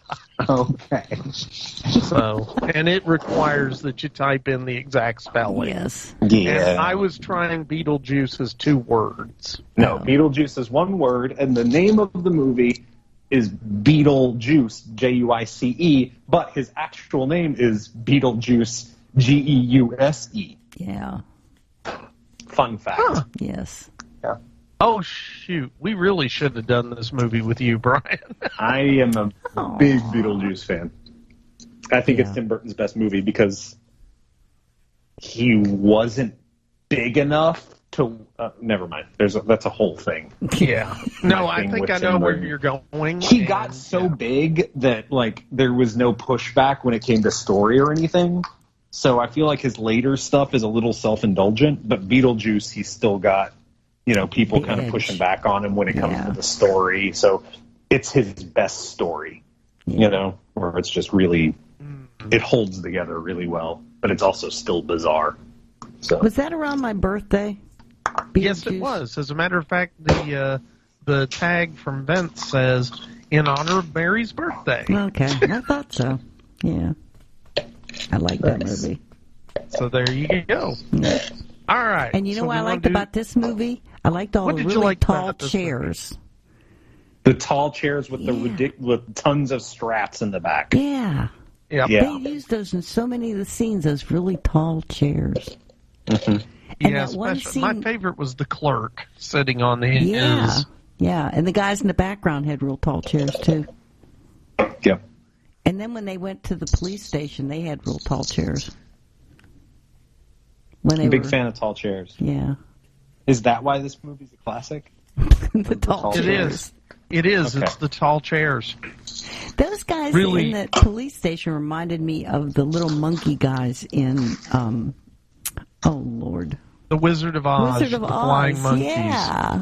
Didn't they? Well, okay. They had on uniforms that sort of looked to me like bellboy uniforms. Yeah. Like, the classic image of a bellboy. But that kind of goes to German army. It was kind of a military-esque uniform, but they really probably wanted to avoid anything that looked German military at the time. Mm-hmm. So they went with something very generic, I think, for an authority figure like the police, but it worked. You were able to pick them out. Yeah. They were kind of useless, though. Yeah, that was like they had no things. personality. They had no agency. They were just kind of there. They were just there to hold people that other people brought to them. Mm-hmm. Because who was doing all the investigating in this? It really wasn't the police. It was Francis and the doctor. Yeah. The other doctor. And the townspeople were the one that brought the murderer in and stuff. Yeah. The police didn't. So the police were were the police were useless. Yes. He was what? They were ineffectual. Oh, ineffectual. Okay. I heard something else as well. Okay, good. I'm glad it wasn't just me. Oh, it's hard doing a podcast with you guys sometimes. You're the one making words sound. I just feel so bad. I feel so bad, Mary, because you started out this podcast. You were like, "Oh, okay, so let's talk about Dadaism." I know. And I tried to hang with you, but I'm just not there. Aww. And then Nick blew it up with all I like stuff about Edward Scissorhands. Yeah, and like you really wanted this to be like a highbrow. Yeah, I'm sorry, we failed you, Mary. It's all our fault. Oh, it's okay. It's just the artist in me. When I see movies like this, I'm amazed. If only you liked German expressionism, Mary. Ugh, so rough. Okay, so let's do the plot. Okay. So first Yay, off, plot. Yeah, I was going to say, first off, this movie is crazy. Okay, it is just crazy. So, if you, I'm not advocating the use of psychedelic drugs, but if you are a partaker of them, perhaps partake of some before watching this film, and let me know how that works out for you, if you're still able to write afterwards. Okay, so the movie opens up, and this is the thing, the whole psychedelic bit, to me, really doesn't start at the beginning. It's only after, but okay, I'm getting a little ahead of myself. So you get this guy, Francis, and Francis is Frederick Furrer, and yeah, I'm totally going to massacre every name I say, folks, by the way, so just be ready. I also can't say somnambulist well, so I will probably say something wrong. But anyhow. Wait, what can't you say well? Somnambulist. Oh, you did it. Good job. I did it because I'm sitting here thinking about it, and when I'm not sitting here thinking about it, I'm going to say something like sambadabadist. Sambadabadoo. Just say sleepwalker. Well, that's no fun. I'm a little deflated now. Oh, I'm sorry. That's okay. Anyway, so you got this guy Francis, and he's sitting on a bench, and he's talking to this older man. And it's sort of like what Brian was saying. You kind of get some clues about where this movie's going right at the beginning. And to me, one of them, like Brian said, was this dazed woman walking past as Francis and this older man are sitting here talking. But the older man is sitting there saying, the spirits have driven me away from my family and home. And Francis is like, man, that's a sad story. But let me tell you my sad story. And so when you got a guy, I don't know about you. I just want to point out, Francis from the very beginning is making it all about him. Yeah, And I'm going to say, by the way, when you meet a guy in the park and you sit down on a bench and he says that the spirits have driven him away from his family and home, you might want to find another bench. I'm just saying. Unless you're Francis. If you're Francis, you're going to try and one-up this guy.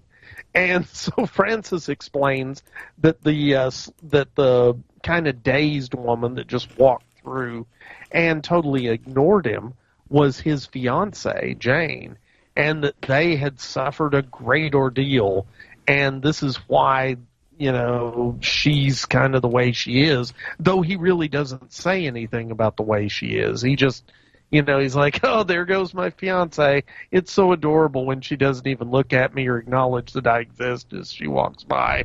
Oh, I love her so much. #stalker. Anyway, so from that point on, Francis is telling his story to this old dude. So we're in a flashback.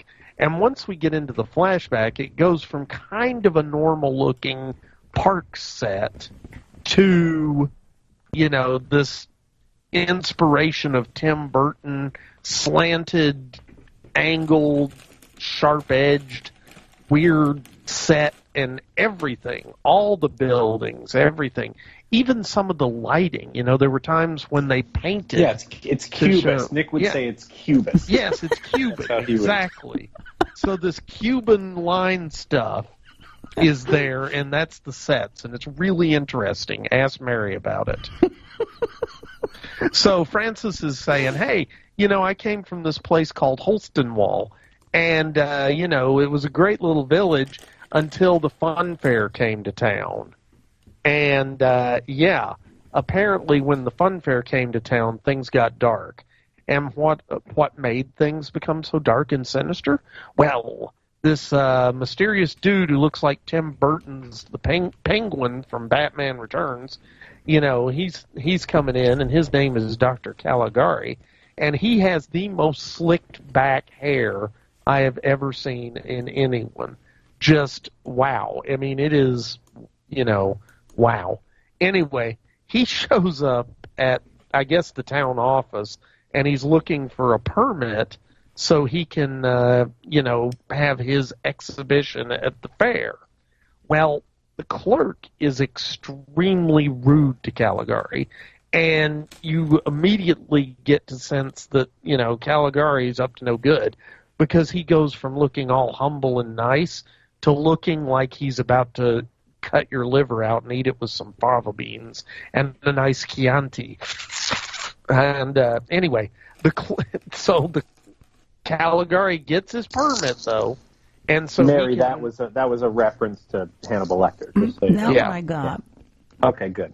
So see, she got a thank you. Okay. Yes, thank you, Brian. Anyway. So he got his permit. Did you just growl at me? No, I didn't growl. It sounded like a growl to me. Yeah, I growled. Okay, listen, get over it, people.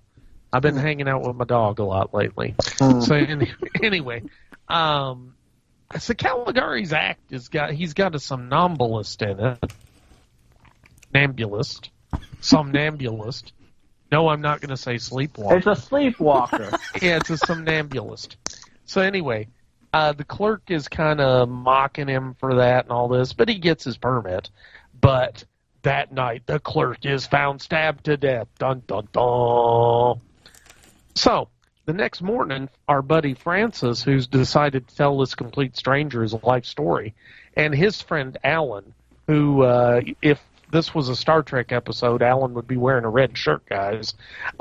They decide to visit Caligari's fun fair. Well, it's the fun fair, and they decide to visit Caligari's spectacle.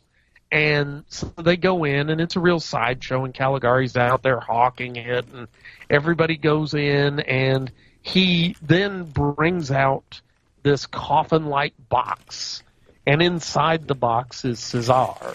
And, Caligari explains that Caesar has been asleep for 23 years, and now I will awaken him for your pleasure. Bum, bum, bum. And so he does wake up Caesar, and then he says, hey, anybody want their fortune told? Because I guess sleeping 23 3/4 hours a day gives you the ability to tell fortunes. So, hey, why not? So Caesar is standing there with his creepy eyes open, looking like Edward Scissorhands without the scissors. And that's when Tim Burton's Penguin says, hey, come on up and ask your question. So Red Shirt Alan says, hey, how long am I going to live? The answer is, the time is short. You die at dawn. Only it was a silent movie, so the answer was just written on a card that pops up. But anyway. Unless you watched the other version that I watched. What? Who? Huh? Unless you watched the other version that I watched. And what happened in the version that you watched, Mary? They say. Oh. You'll die at dawn. Well, anyway, that is not the kind of... They say the things out loud so you don't have to read them, Nick. Oh. Because Mary does hate subtitles. But they did have the cards. Anyway. So they read the cards.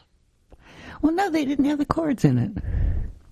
I just realized So they that. didn't read the cards. No, they didn't read the cards. They just read their Mary, scripts, I guess. did you actually watch the film again, or did you just dream it?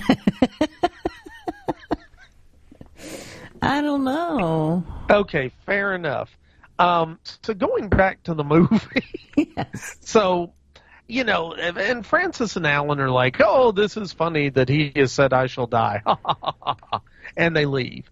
And sure enough, that night, a mysterious figure breaks into Alan's home and stabs him to death right there in his bed. Oh, I love that shadow effect. Yeah, I know. It was really creepy. And that's kind of the thing that they did later in Nosferatu, too, when Nosferatu's climbing the stairs, and you see his shadow first. Yeah. And that's, yeah. Yeah. But anyway, I don't want to go into too much of that. So Francis is extremely broken up about his bro dying. And he's like, oh, no, Alan has died.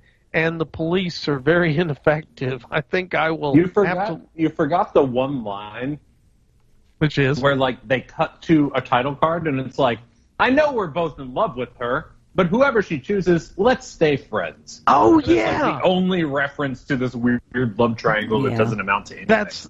That's right, because, and that's the thing. They kept describing Jane as he kept saying Jane is my fiance, and this is, in the beginning. Yet Jane really didn't seem to be paying that much attention to him. She just sort of walked home with the two of them. Mm-hmm. And that's when they, I feel like, decided that there was a love triangle. And whoever wins, no hard feelings, we'll still be bros. It's like, oh, okay. So, anyhow, Francis is pretty tore up about Alan's murder. And so he gets Jane, and more importantly, gets Jane's dad, Dr. Olson. And Dr. Olson's like, I am the doctor of the town, and I think we should look into this somnambulist. And so they go to the police, and the police just give them authorization to investigate the somnambulist, Dr. Caligari. Now, to me, that's kind of weird also, because the police, again, this goes back to what Brian was saying about being way ineffective.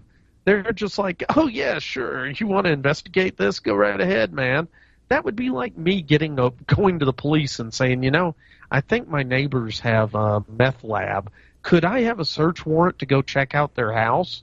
Here you go, Mr. Brown. Go take care of that for us, because we got other things to do.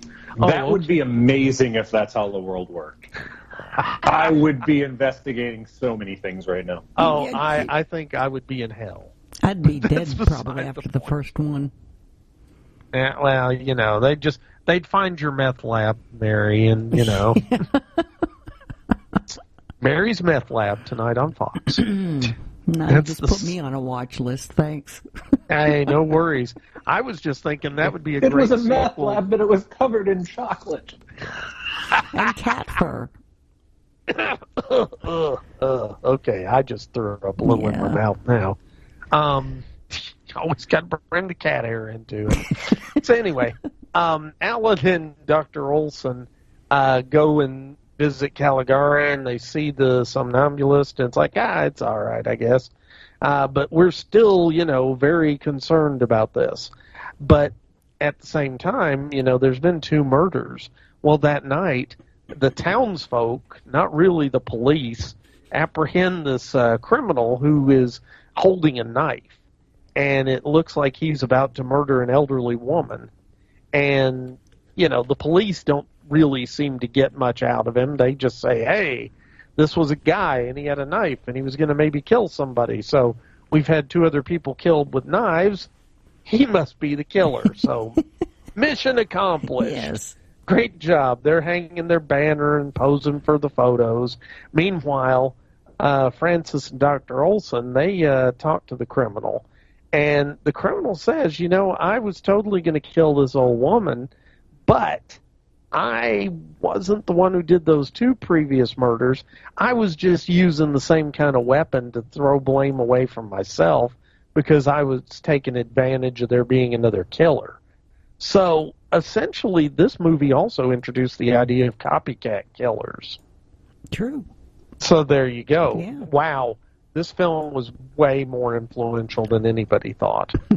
So, and it's full of Cubans.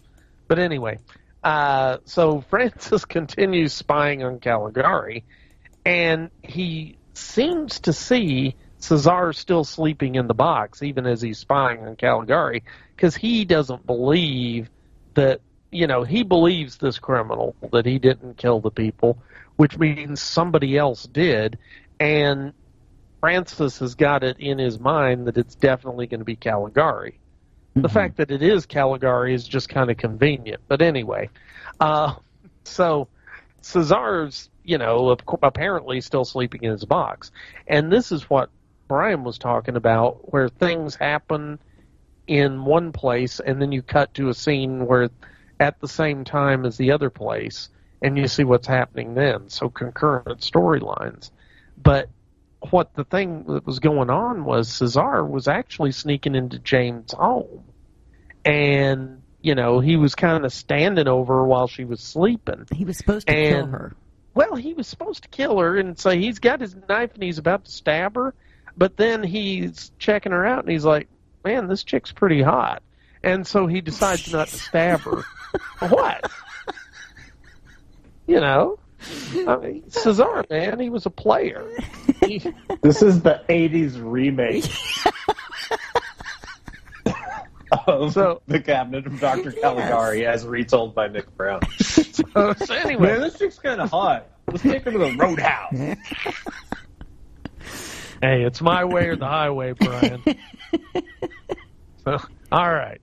So anyway, Cesar abducts Jane, and of course, she does what every good heroine does in one of these old movies, which is when she's picked up by the villain, she immediately passes out. Yes. Because that just avoids the whole trouble with trying to carry a woman away who's actively resisting you. Yes. So they just pass out, and off you go. So, yeah, and I mean, she does eventually start struggling, though. And when she does, he just sort of drops her and starts dragging her. And he's dragging her up the road, and he's dragging her into the weird Cubist-looking sets. And he's being chased by an angry mob. But he drops Jane, and, you know, he tries to get away. I love that bridge scene. Yeah. Well, and he runs across that little, very unsafe-looking bridge. Mm-hmm. And then he just collapses and dies. Yeah. Okay, and it's just because they're done with him. Like, there's no more story for him to be involved in at that point. I didn't realize he died. Well, the first time I saw this. Well, that's why when they bring him to the doctor later, his face is covered too. Yeah. You usually don't cover living people's faces when you're moving them around. True. Just, I don't know. Maybe you do, Mary, in which case I'm glad you're not a nurse, because you would creep people out in that hospital. All these people thinking people are dead, and then they're getting up. They'd be, zombie! Anyway. So, all this is happening while Francis is watching Caligari, and, and they come back and they're like, but Cesar just tried to take Jane and kidnapped her. Or Jane's telling him it was Cesar, and Francis is like, it can't be, I just watched him. Well, Francis and the police, the ineffective police, they go to Caligari's sideshow, and then they realize that the Cesar that's asleep in the box is just a dummy. Mm-hmm. But Caligari, somehow, because he is a very agile, little round penguin-looking guy, he manages to escape in all the confusion. And so he gets away, and he actually runs into the entrance of an insane asylum. And Francis follows him. Well, after Francis gets inside, he's pretty surprised to find out that Caligari isn't a patient at this asylum. He's the asylum's director. And this is where, to me, it kind of showed one more time and that there was something very wrong with the way Francis was telling the story. Mm-hmm. Because imagine some guy comes running into your mental institution and starts yelling, hey, to the staff, hey, guys, the director of your institution is actually a crazy guy who's got a somnambulist, and he's using the somnambulist or whatever to kill people. But they believed him. Well, that's what I mean. The staff of the hospital believed him. But would a staff of a mental hospital really go in for that? Or would they go, oh, this guy's off his meds and we need to sedate him right now?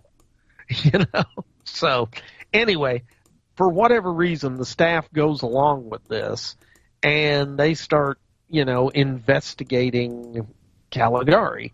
And the best way they investigate him is they wait until he's sleeping, and then they break into his office and start reading all of his diaries and journals and looking at his records. And it turns out that Caligari was, the director, was obsessed with the story of an 11th century monk named Caligari, or 11th century. He was like, I think, 1878 or something, I thought. Never mind. I don't know where I got that. But a monk named Caligari, and Caligari had this thing where he had created a somnambulist and was able to make this somnambulist do anything that he wanted, even things that were morally reprehensible. And so the director became more and more obsessed with this idea, and he wanted to prove that he could possess somebody and control them when they were in a somnambulous state and make them murder. So, and this is, to me, really, really creepy, the idea that he's not even having this person commit murder for murder's sake. He's having him commit murder just as a part of an experiment to see if he could. Mm-hmm. That's just such meaningless murder. It's horrific. There's no greater purpose to it. It's just, I'm doing I got a little bet with myself that I can make you kill somebody when you're asleep and go. And so that's pretty weird. But at this point, they find out that the asylum director he was kind of insane and had realized that he had to become Caligari. And once he got a somnambulist admitted to the asylum, that was it. Off he went, and he became Caligari and started taking his somnambulist out on the road for all the local shows. And, of course, he tries to escape again, but the staff capture Caligari, put him in a straitjacket, and lock him up. And the movie should end happily ever after at this point, right? Mm-hmm. Yeah. Except when we cut to the present, Francis, he's kind of ending his story to this other guy, and that's when we realize, wait a minute, Francis is actually still in the asylum. Wait a minute, there's Cesar, and he's not dead. He's just standing against a wall looking like a poser. And wait, there's Jane, my fiancée. Only Jane thinks she's a queen, and she won't marry me because she's a queen, and I'm not royal. What? Yeah. Turns out that Francis is actually in the asylum, and Caligari, the doctor, he is the director, but he's not Caligari. He's just the director of the hospital. And so this whole time, was Francis really just dreaming and imagining this whole story based on his hatred of the director of the hospital where he was? Or is this really some sort of weird after dream? I don't know. But anyway, that's the cabinet of Dr. Caligari, and it ends with, a lot of Cubans.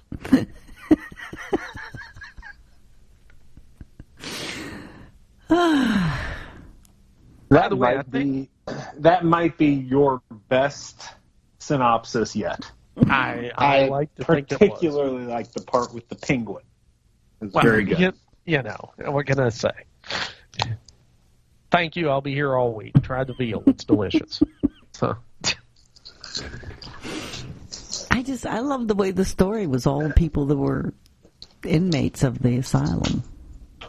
And how he wove them all into that story. Oh, my God, and that's what happened to the Wizard of Oz, Mary. Yep.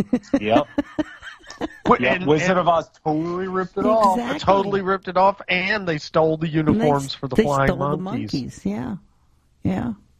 And the witch's hat was pointy, so that's Cuban.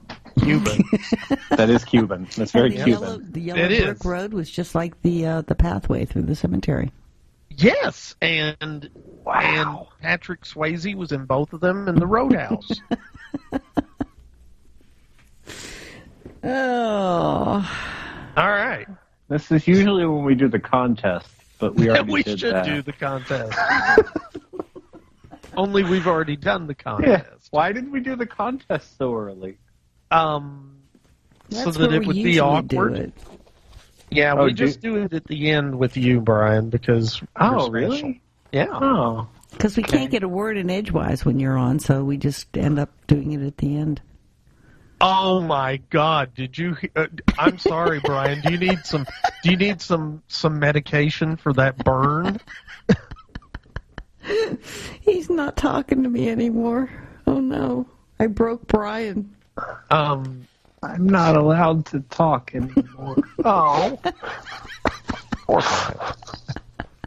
It's okay, Brian. You can talk. Yeah. Well, I love the idea that you guys, hate all of your co-hosts and guests, but you keep asking them back because you're just like, I guess we got to ask Brian back.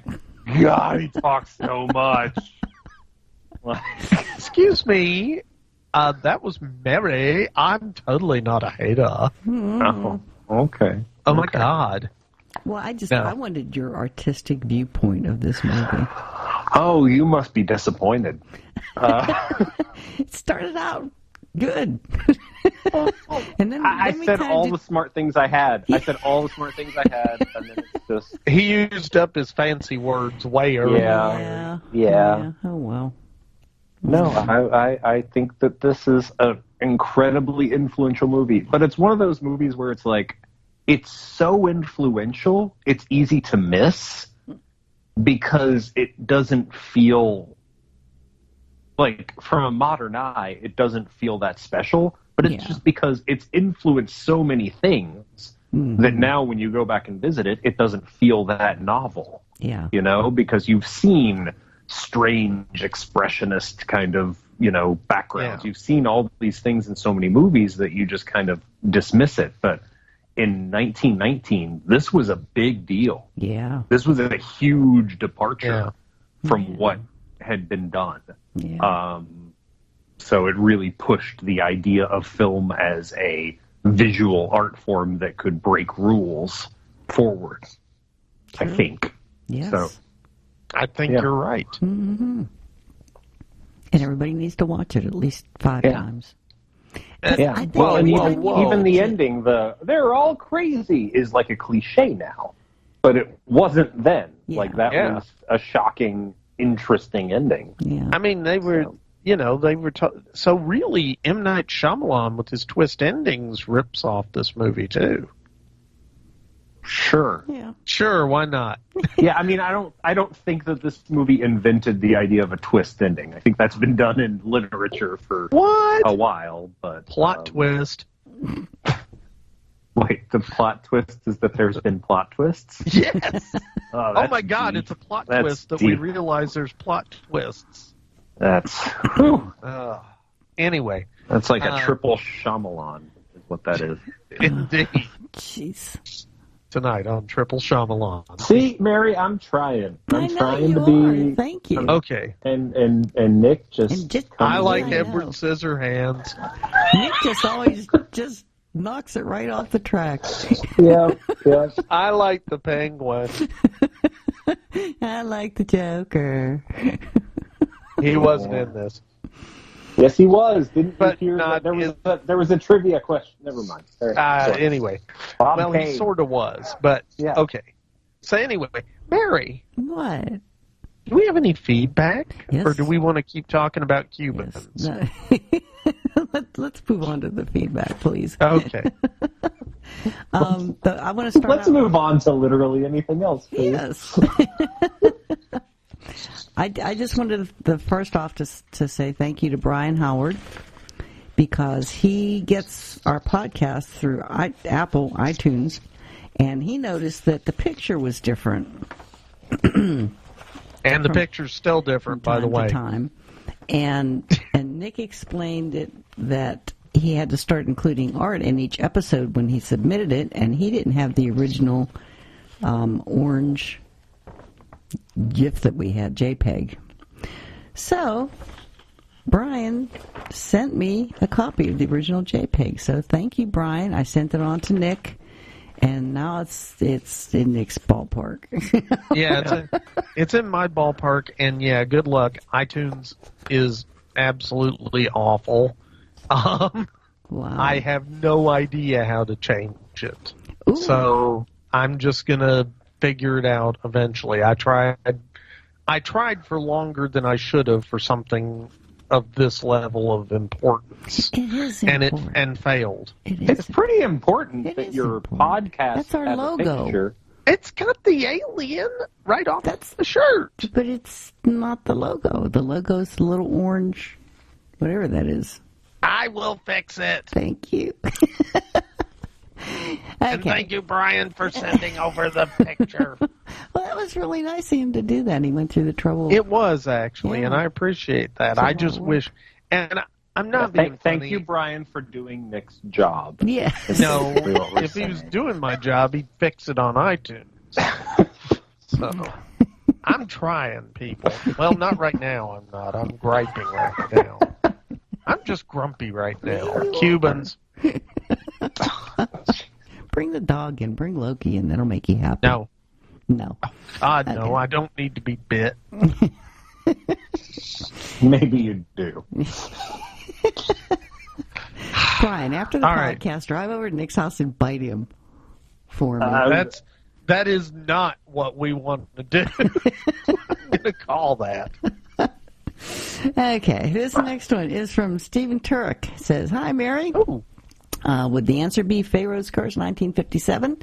As always, I'm enjoying the show. I figured that after you did the movie Predator, that you told Nick in your best Jesse Ventura voice, I don't have time to do Xanadu, and then you escaped to the chopper, leaving poor Nick to face the Predator alone. I didn't do that, but that's a good idea. So now, wait a minute. Now you're going to get eaten by the Predator. I'm going to sacrifice you to the Predator. He doesn't eat people, Mary. No, he just rips them apart into little tiny pieces. If he doesn't eat people, then how is he a predator? Well, he kills people. That's not what a predator does. A predator eats people. I have no response to that. Yeah, that movie's bull. I'll tell Matt you said I forgot I'm not allowed to curse on him. Well, that's okay. We've already dropped enough that I have to. No, dude, it wasn't just you, Mary. Here I am, like la la la. I don't have to tick the explicit box. Well, like la, that la, whole la. F-bomb rant that Mary went on that you're going to cut out that no one's going to hear. Like, that was I know. Crazy. I didn't know she had that much anger in her. I know she's. That's crazy. Mary, liar, pants on fire. You got to calm down, Mary. Okay, I will.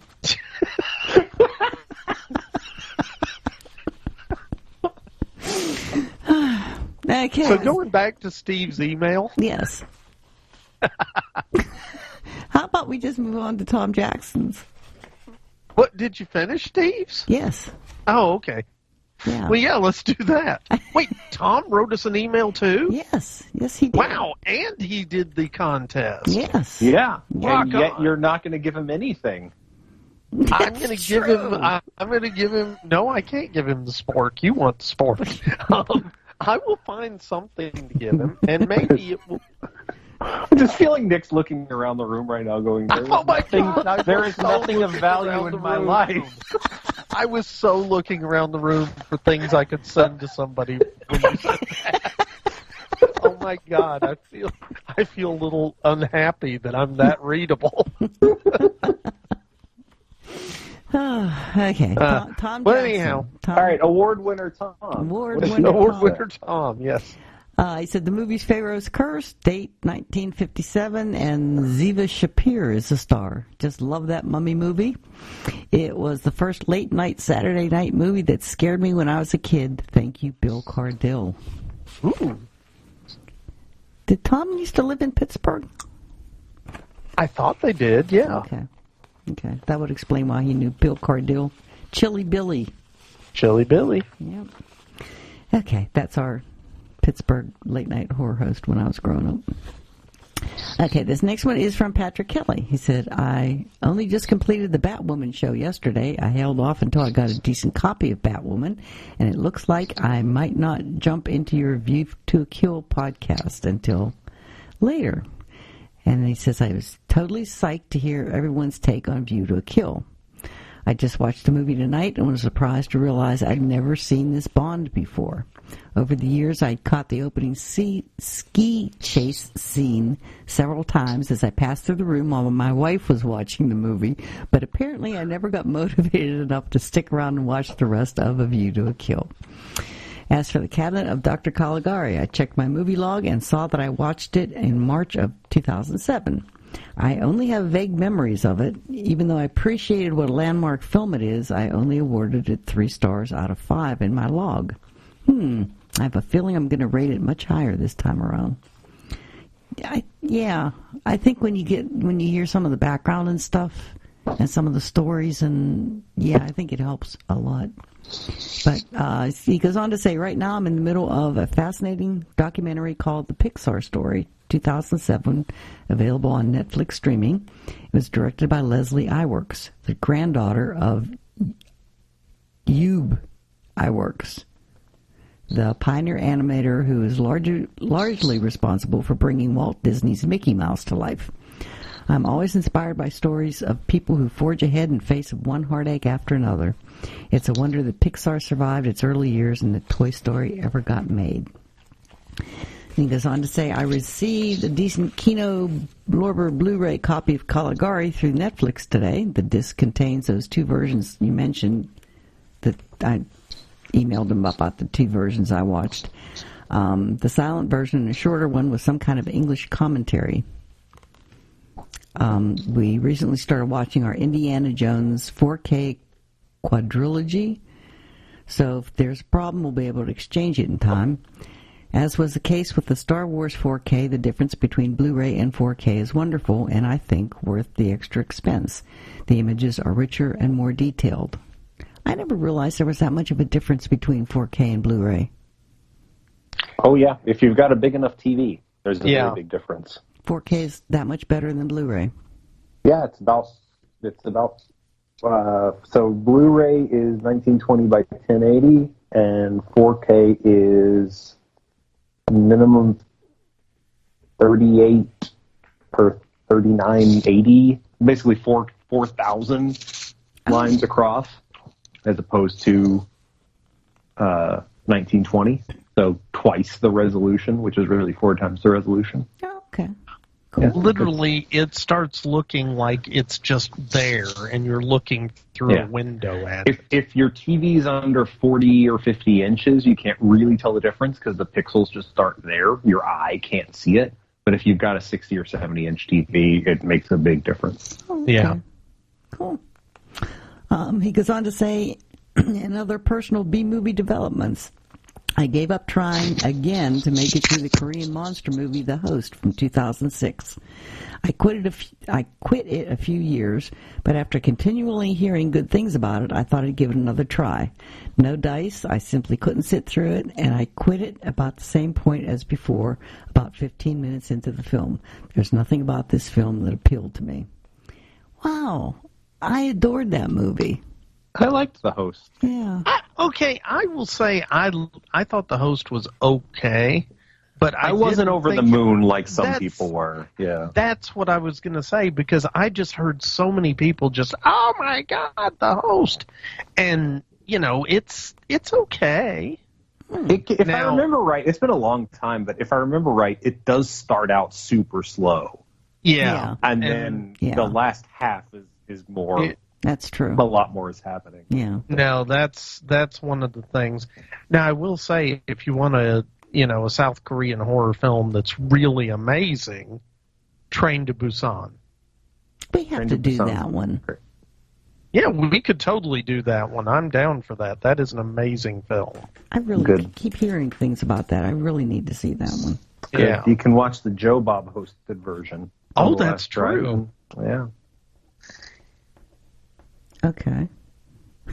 And Mary, don't sound so excited. Well, I didn't know he did one, so okay. No, he did it, and he liked it, so that's 3 of us. Okay. 4 of us. You like it, don't you?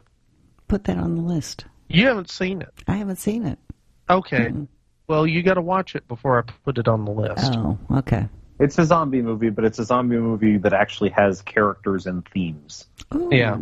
Like a real story to it. That's very good. It's just like a real movie. Okay. I like Edward Scissorhands. Okay. Patrick goes on to say, I did watch the James Bond documentary that Mark Mostyn talked about, Everything or Nothing, The Untold Story of 007 from 2012. That is so good. He said, I don't enjoy the Bond films the way most fans do, but this film was highly entertaining and certainly helped explain the vast and lasting appeal of the 007 series. It's available for rental through Amazon Prime streaming. He goes on to say, good luck with the Caligari show. I'm sure it'll be another great one. And that was from Pat. What's his name? Pat. Pat, I just want to say I'm very sorry. You expected so much from us. I know. We let you down with Nic's Cubans and the I think people are quite expecting I that like to the happen. penguin. Okay, this next one's from Nick Stump. Says, hi, Mary. A great View to a Kill episode. I love James Bond, so that was great. The answer to the new contest is Pharaoh's Curse from 1957. Keep doing what you guys do. Sincerely, Nick Stump. Thank you, Nick. loves. It's funny. Nick, he also watches Joe Bob's Last Drive-In, and he's always messaging me through Twitter right about the time it's getting ready to start. He's like, "What do you think the movies will be?" And we're both always wrong. So, okay. This next one's from Paul Ruby. He won this week too, didn't he? He did. Yes. He did. Says, "Hi, Mary. This week's contest is Pharaoh's Curse, 1957. One movie you need to do is Attack of the Killer Donuts, 2016. Nick would love it." And he sent a link. An IMDb link so that everybody can check it out. Check it out. Yeah. Well, Attack of the Killer Donuts. I wonder if it's like Attack of the Killer Tomatoes. No, Mary, because these are donuts. Yeah. The irony totally is different when you take heart disease into account, all donuts are killer donuts. I love that. Oh, my goodness. That is so ironic. Okay. Anyway. I'm sorry, Mary. Yeah. Nick's influence. Let's talk about Dadaism. It'll be fine. I like Cubans. You have to stop. You have to stop. Do you even know what Cubism is, Nick? I like Cubans. Like, explain to me, Nick, explain to me the difference between Cubism and Dadaism. Mama. I don't like Dada. I like Mama. Oh. Okay. So, by the way, I'm sorry, but we don't have a long enough period of time left on this podcast for me to accurately discuss the many differences between Cubism and Dadaism. However, I do think that both was Picasso a Cubist or a Dadaist? Oh, you are so... Picasso was an expressionist, you fools. I don't know what I'm talking about. You know what kind of art I like? I like dogs playing poker. Now, get on with the show. On velvet. So surrealist. On velvet. That's right, a realist. Okay, I'm going to get on with the last piece of feedback we have. I like it. Jeez. Carry on. This is from Marlo Brown. It says, "Hi, Mary, Nick, and Juan. I believe the answer to the contest is Pharaoh's Curse from 1957. Looks like a cool movie. I need to seek it out." I do need to clarify, I'm not Juan. Just in case anyone out there is confused right now, I am not Juan. Okay, so this is not Juan. Got it. Episode 475 was a lot of fun. I really enjoy Mexican cinema, and Juan has expanded my B-movie horizons more than once. My favorite Mexican film is still Herod's Law, La Ley de Herod in Spanish. Yeah, and I just destroyed that one. It's a 1999 film about a janitor who becomes the mayor of a small Mexican town in 1949. I've never heard of that one. Something closer to the B-movie cast wheelhouse is the 1996 film Profundo Carmesí. It's Deep Crimson, about a con man who preys on lonely women in Mexico. Both of these movies are examples of some of the great films that have come from Mexico in the not-so-distant past. Sorry about wandering off into the cornfield with the submarine trivia, but movies involving subs, especially the diesel-electric boats of World War II, can be frustrating. Most of the submarines of that era were really surface vehicles that could submerge for a short period of time but had to come up to the surface to let in fresh air and recharge batteries. And most of Hollywood doesn't seem to understand much about them. I imagine you have similar frustrations with the portrayal of nuclear power in Hollywood films, like how nuclear power plants can somehow magically deteriorate in massive explosions.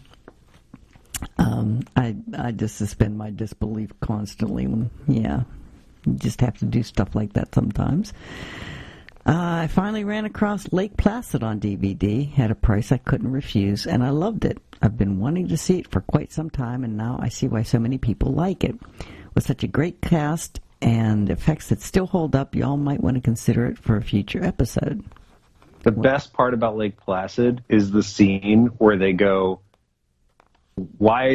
what's the name of this lake? And they're like, well, they wanted to call it Lake Placid, but that was taken. And that's the only reference to Lake Placid in the entire movie. That's the best part of that whole movie. What's it about? It's about a giant... Go ahead, Brian. No, it's about a giant alligator that eats people. Oh, okay. Cool. Yeah, it's like a comedic version of the comedic monster movie kind of thing. Oh, cool. Well, that would be in our wheelhouse. It's a fun movie. It's got Betty White in it, so yes, it's going to be great. No, did she get eaten by an alligator? Spoilers, you watch we can't it tell to you. find out. Yeah. Okay. He goes on to say, I'm looking forward to opening a bottle of Mexican beer, putting in a B-Movie Cast koozie, and enjoying Twisted Nerve this evening. I hope you have a B-Movie Cast koozie, because apparently they don't exist anymore. They're gonna so be you might want to put that on eBay, because they're in short supply these days. Collector's item here, they're going to be worth a fortune at some point in time. Yeah. If they don't disintegrate. Wow, Mary, you way to sell a product. Get a B-Movie Cast koozie. It probably won't disintegrate. Well, it seems like most of the old koozies we have, that foam stuff just... They ooze the coos. Yeah, they do. They do. All right, please move on. Okay, sometimes it's hard to find time for the really important things. Please thank Patrick Kelly once again for me. By the way, please tell your listeners not to feed chupacabras, and don't try to dress up the babies in costumes or to teach them tricks.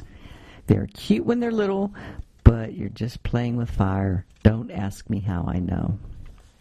Are we talking about baby babies or baby chupacabras? Chupacabras. Yes. Oh, okay. Yeah. Bye for now. Marlowe, just one industrial accident away from being a supervillain. And he also goes on to say, I can't wait to hear the B-Movie Cast treatment of my biggest guilty pleasure among the 007 canon. Truthfully, the movie really doesn't deserve the hate it receives. Duran Duran made a better Bond theme than some more recent examples. Madonna. I'm looking at you. Wow. Yeah. And Christopher Walken was born to be a Bond villain. Have fun with this one. I'm looking forward to hearing what Mark has to say. Bye, Mary. And he says, by the way, the awful Die Another Day theme song scares away chupacabras. He has a lot of experience with chupacabras. That's a little off-putting. I'm not going to lie. A little scary. I know. Well, stay safe, Mark. Well, that's it for the day. All right. Well, I think we put Dr. Caligari back in his cabinet. How long have you been waiting to say that, Tell Nick? me about it. I just came up with that. Good for you. Partner. Good for you. You've had that written down. You've just been waiting. Like I can write.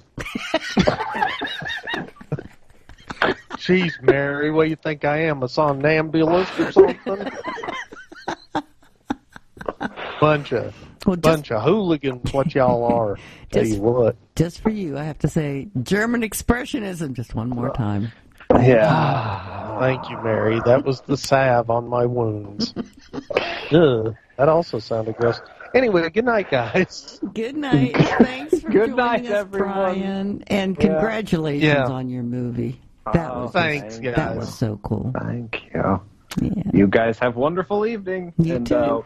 I may come back or I may be banned forever. We'll see. We'll see. We love you. All right. Bye, guys. Bye. Bye, guys. Adios, Mafia. Well, they've gone. For good, Joe? No, just for now. It wasn't the right time for us to meet. But there'll be other nights, other stars for us to watch. They'll be back.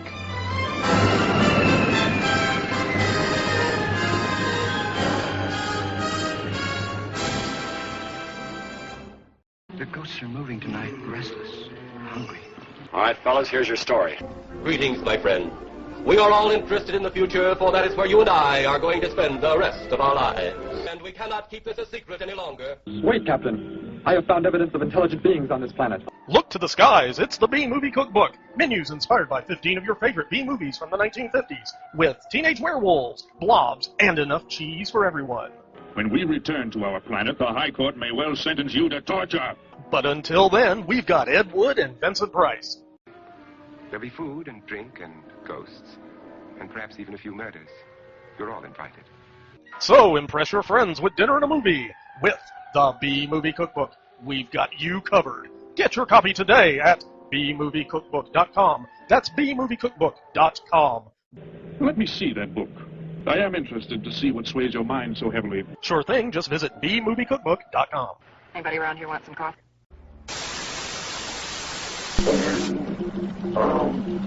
Transmission.